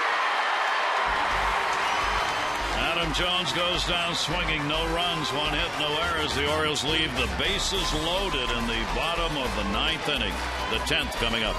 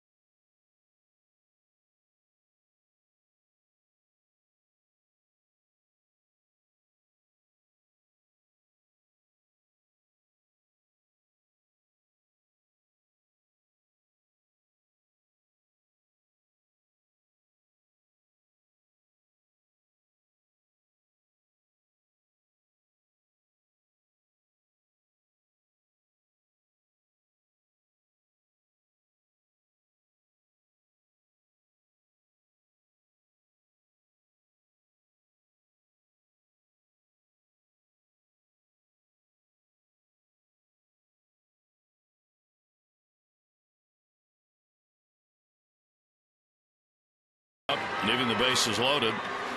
These two games so similar. The Orioles last night, 9th inning, loaded the bases. Hardy popped out with 2 down as the Orioles could not get it in and lost in the 12th inning. Kevin Gregg will stay out. Retired the side in order in the 9th. We go to the 10th. Cano, Nunez, and Teixeira will be due up. A-Rod out of the ballgame, of course, with the pinch runner Nunez. Robinson Cano will take the strike. He's had an 0 for 4 in the ballgame tonight. Yankees last year 4-12 in extra inning ball games. The Orioles were 8-8. Yankees won the first extra inning game either team has played this year, winning it last night. Yeah, last year they started their season at home, and in the first 5 games they hit 13 home runs. Sure, hit home runs in all 3 of them. Toward second, Andino over, backhands it. And let him get there. Yes, he did. Well, not a dancing with the stars type of tag, but it'll work. And play all over. And then the quick throw from Robert Andino. Close enough. There you go. Found the bag in the ball and gets the out. Here's Eduardo Nunez. Nunez up for the first time in the ball game. Couple of hits in 5 at bats. And Kevin Gregg's pitch to him is in there for a strike. So back-to-back extra inning ball games in this 3-game set against the Yankees for the Orioles. The 0-1 breaking ball, and that's going to be up high. Well, he ducked that one. Well, last night's winning pitcher. Former Oriole Clay Rapata came on last night. Here's the 1-1 delivery. Showed bunt. Almost lost his wrists on that one. Nunez, 2-1 strike count. There was the ball. Well, he's trying to bunt his way on and almost takes one in the midsection. Count goes to 2-1. Nunez not bunting there. Diving just out of the reach of Hardy. So Nunez on with a single with 1 away in the 10th inning. Well, he'll get the Jets going again. Already stole the base. Kind of insides it out. Nice controlled swing. J.J. Hardy almost catches his ball. Terrific effort. Nunez getting his first stolen base in this game in the 8th inning. Here's Mark Teixeira. Teixeira single, 1 for 4. Orioles put the big shift on against him again. Well, it did work on bunting, but this is not one of those times. Not in the tie ball game. If you're down by some runs, you'll probably see him do that. Ortiz has done it. Teixeira, a lot of at-bats against Kevin Gregg. 5 for 20, 2 home runs. Nunez walks off a pretty good lead over there at first base. There he goes. Leader's up, got him at first. Throw back. Got him!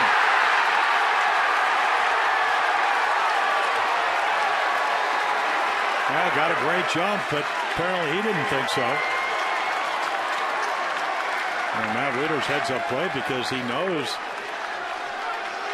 I mean, he'll come out right here. He sees him, and then the snap throw. Nice tag by Wilson Bettamy. Well, there you go. I mean, that's apparently didn't feel committed, and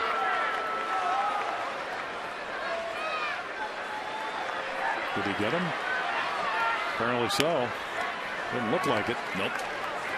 But he's out of there. I think one of those throw beat him, and you're out. He did have a great jump. Yeah. Put the brakes on. Fooled me. Teixeira 2-0. Goes after one. O'Pine couldn't hold up on it. 2-1 strike count.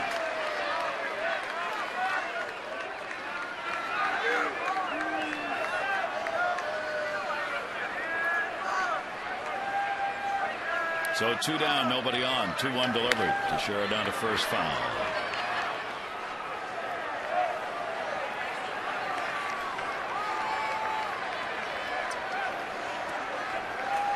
Two games that have been real battles these last two nights, and this one not done. Two managers who know they're going to see a lot of each other in the 18 games they play. Here's the 2-2 delivery on the way to him. And a full count to Teixeira. 3 balls, 2 strikes, 2 down.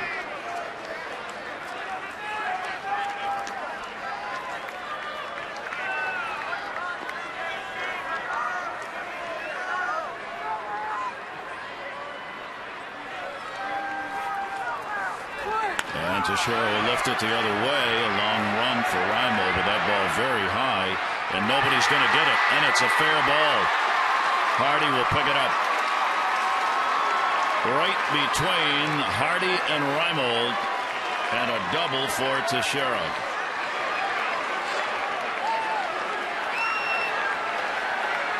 It's just well placed. You know when it's up. Everybody trying to get there, and you're going to see here comes Raimo. He kind of, I guess, slides through almost through the legs of J.J. Hardy.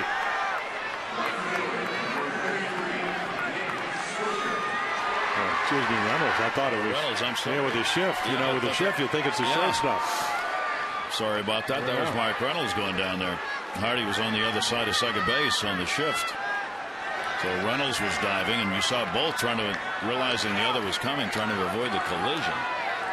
Well, we know. I don't have to tell Kevin Gregg. He's going to choose who he wants to pitch to. He'll make his perfect pitches with first base open, inside corner, but he misses. Well, the pickoff really mattered.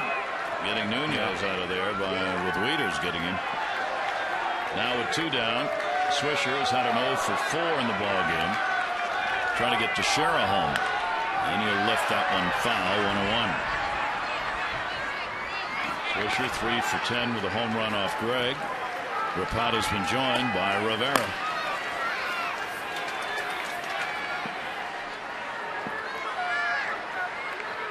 Each team with 9 hits, each team with 4 runs.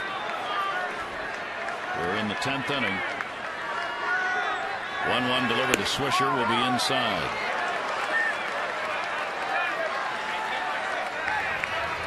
There is bullpen active with Darren O'Day up for the second time.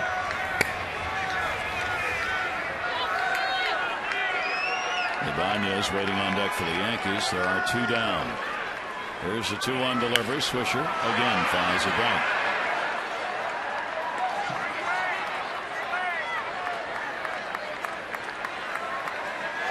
I was wondering how. Look at those numbers. Pretty glowing. Wondering how he didn't quite get to that one. Kevin Gregg is a really, to me, it seems like he has a much better feel for pitching than he did at times last year. Making some good pitches. You can see he's not going to give in. Let's see where they're going to go to try to strike him out. 2-2 away, 3-2. Gregg, of course, having to adjust, going from the closer's role, where generally he'd work only 3 outs, being asked to go longer in the setup or long relief role. Well, many years ago, he was actually a starter. Got a ball out there at the 364 mark in left field. Here's the 3-2 delivery, and there it goes. Way back in right field. Goodbye, home run. 2 RBI homer for Swisher. 6-4 Yankees.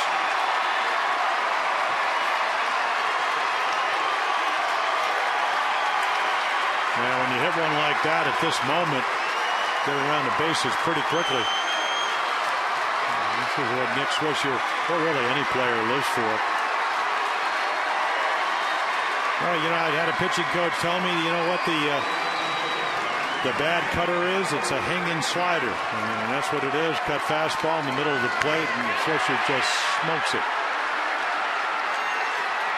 2 home runs, 6 RBIs, and all of them have come left-handed. And that is the 18th home run he's hit here at Camden Yards in his career. And a 6-4 lead as the Yankees get it off Gregg. Now Ibanez up, 2 down.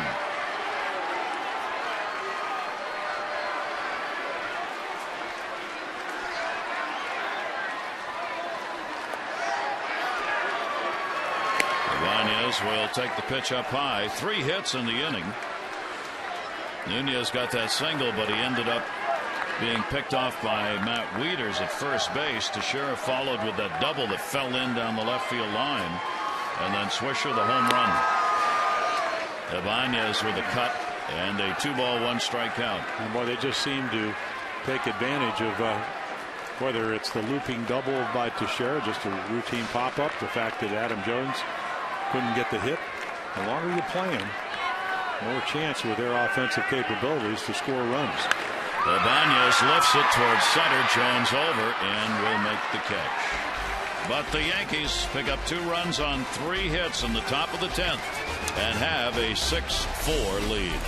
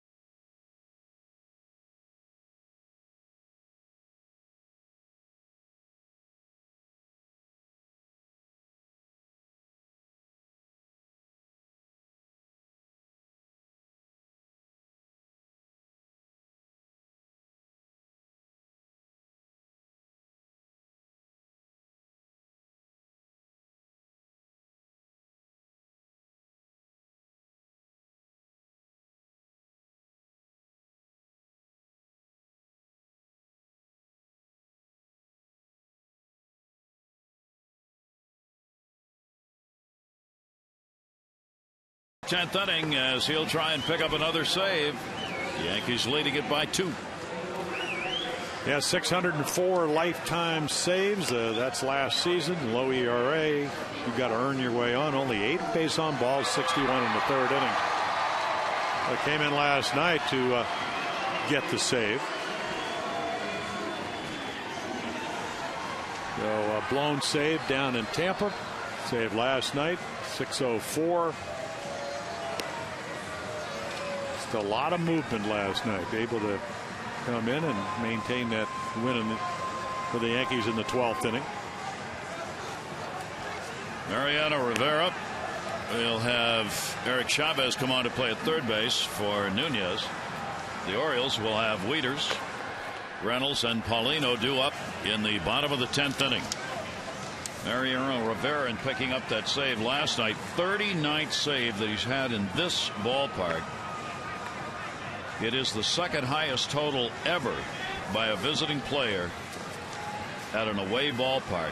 Only Trevor Hoffman, who had 39 at Dodger Stadium, equaled that mark. So if he picks up a save in this game, he will have more saves in an opponent's ballpark than anyone ever. It would be his 40th at Camden Yards. Wieters fouls it back. Wieters has a couple of singles, 2 for 4 in the ballgame. The Orioles will try and undo it. They have done that against Rivera before. Rivera's 71 out of 79 lifetime in saves against the Orioles. His 127th game against the O's. Wieters will take it inside for a ball. 1-1.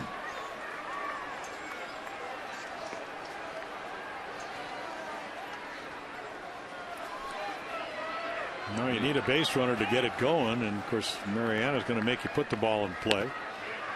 2-1. Tried to get that outside corner as he did last night. This would be 2 devastating losses for the Orioles against the Yankees if they can't come back in this game. Here's the 2-1 fouled away. 2-2. Wieters 0 for 7 off Rivera. You could see last Diaz, because umpires take him off the mask. The minute Russell Martin takes that right in the middle of the mask, he's actually propping him up to see he's all right. Dead center. No part of the glove. 2-2 delivery. You know, it's movement. He's saying 604 saves on basically a cut fastball, but he's around the plate so much, he puts you in the swing mode.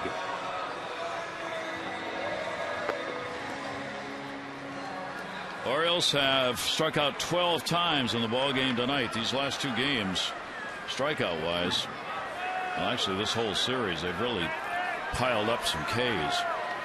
Here's Mike Reynolds. He'll foul that one off, and he'll go get a new bat. Reynolds with the 2 RBI double that came in the 5th inning. He walked and scored in the 2nd.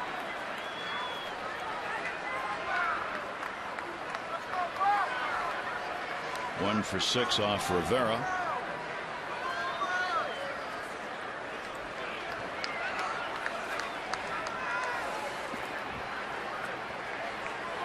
Six 10-0 for the Yankees, 4-9-1 for the Orioles. And that's going to be fouled away, and Rivera quickly gets up on the count 0-2.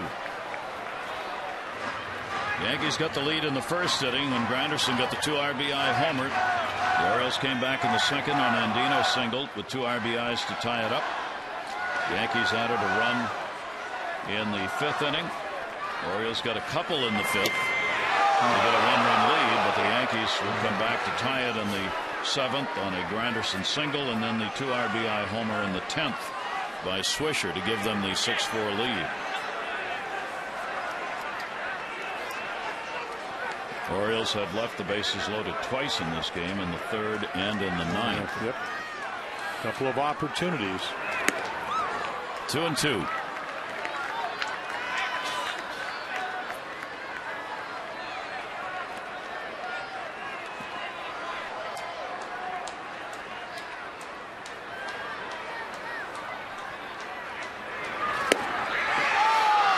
Full. So Reynolds stays off at 3-ball, 2-strike count. Reynolds has drawn 2 walks in the ball game. Man, Las Diaz is not going to give him anything off the plate to this point. I'd like to see that if you're the Orioles. And the 3-2 to Reynolds. Fair ball. Running throw. Nice play by the veteran Chavez. You know, what has he got? 6 gold gloves? Many injuries ago, back and shoulder, and last year broke a bone in his foot. Again, he circles it, better angle, and then the snap throw on the money. Big target over there, and Mark Teixeira. Ronnie Paulino with 2 down in the 10th. He's 1 for 4 in the ball game, and Rivera will miss with it down low.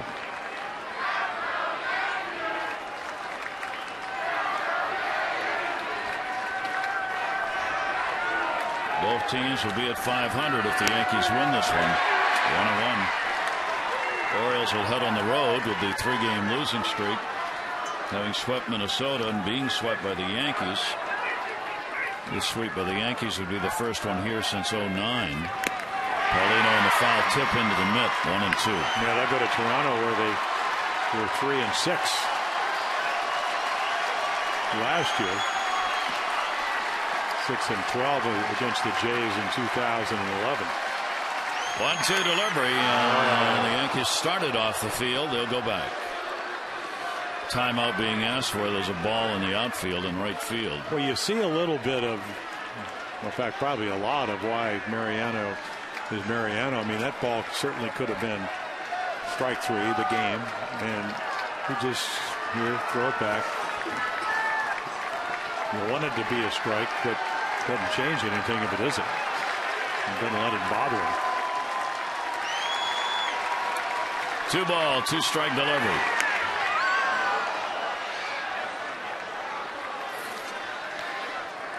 One thing about Ronnie Paulino, they have upgraded offensively the backup catcher position in my mind. This guy attacks the ball. 2-2 again. Paulino to center field, and Granderson can't get to it, and the Orioles will get the potential tying run to the plate. So Paulino's second hit of the ball game, the 2 down here in the 10th, will give Wilson Betemit an opportunity to come up. Wilson Betemit only one chance against Rivera, 0 for 1. Betemit getting the start at first base, 3 strikeouts and a ground ball out. He was a happy guy to see CC Sabathia leave after the 3 punch-outs. Kept throwing them sliders down and in. Sabathia and Arrieta, the 2 starters, non-decisioned a long time ago. And the pitch is down low for a ball. So the Orioles battling here in the 10th inning, each team with 10 hits.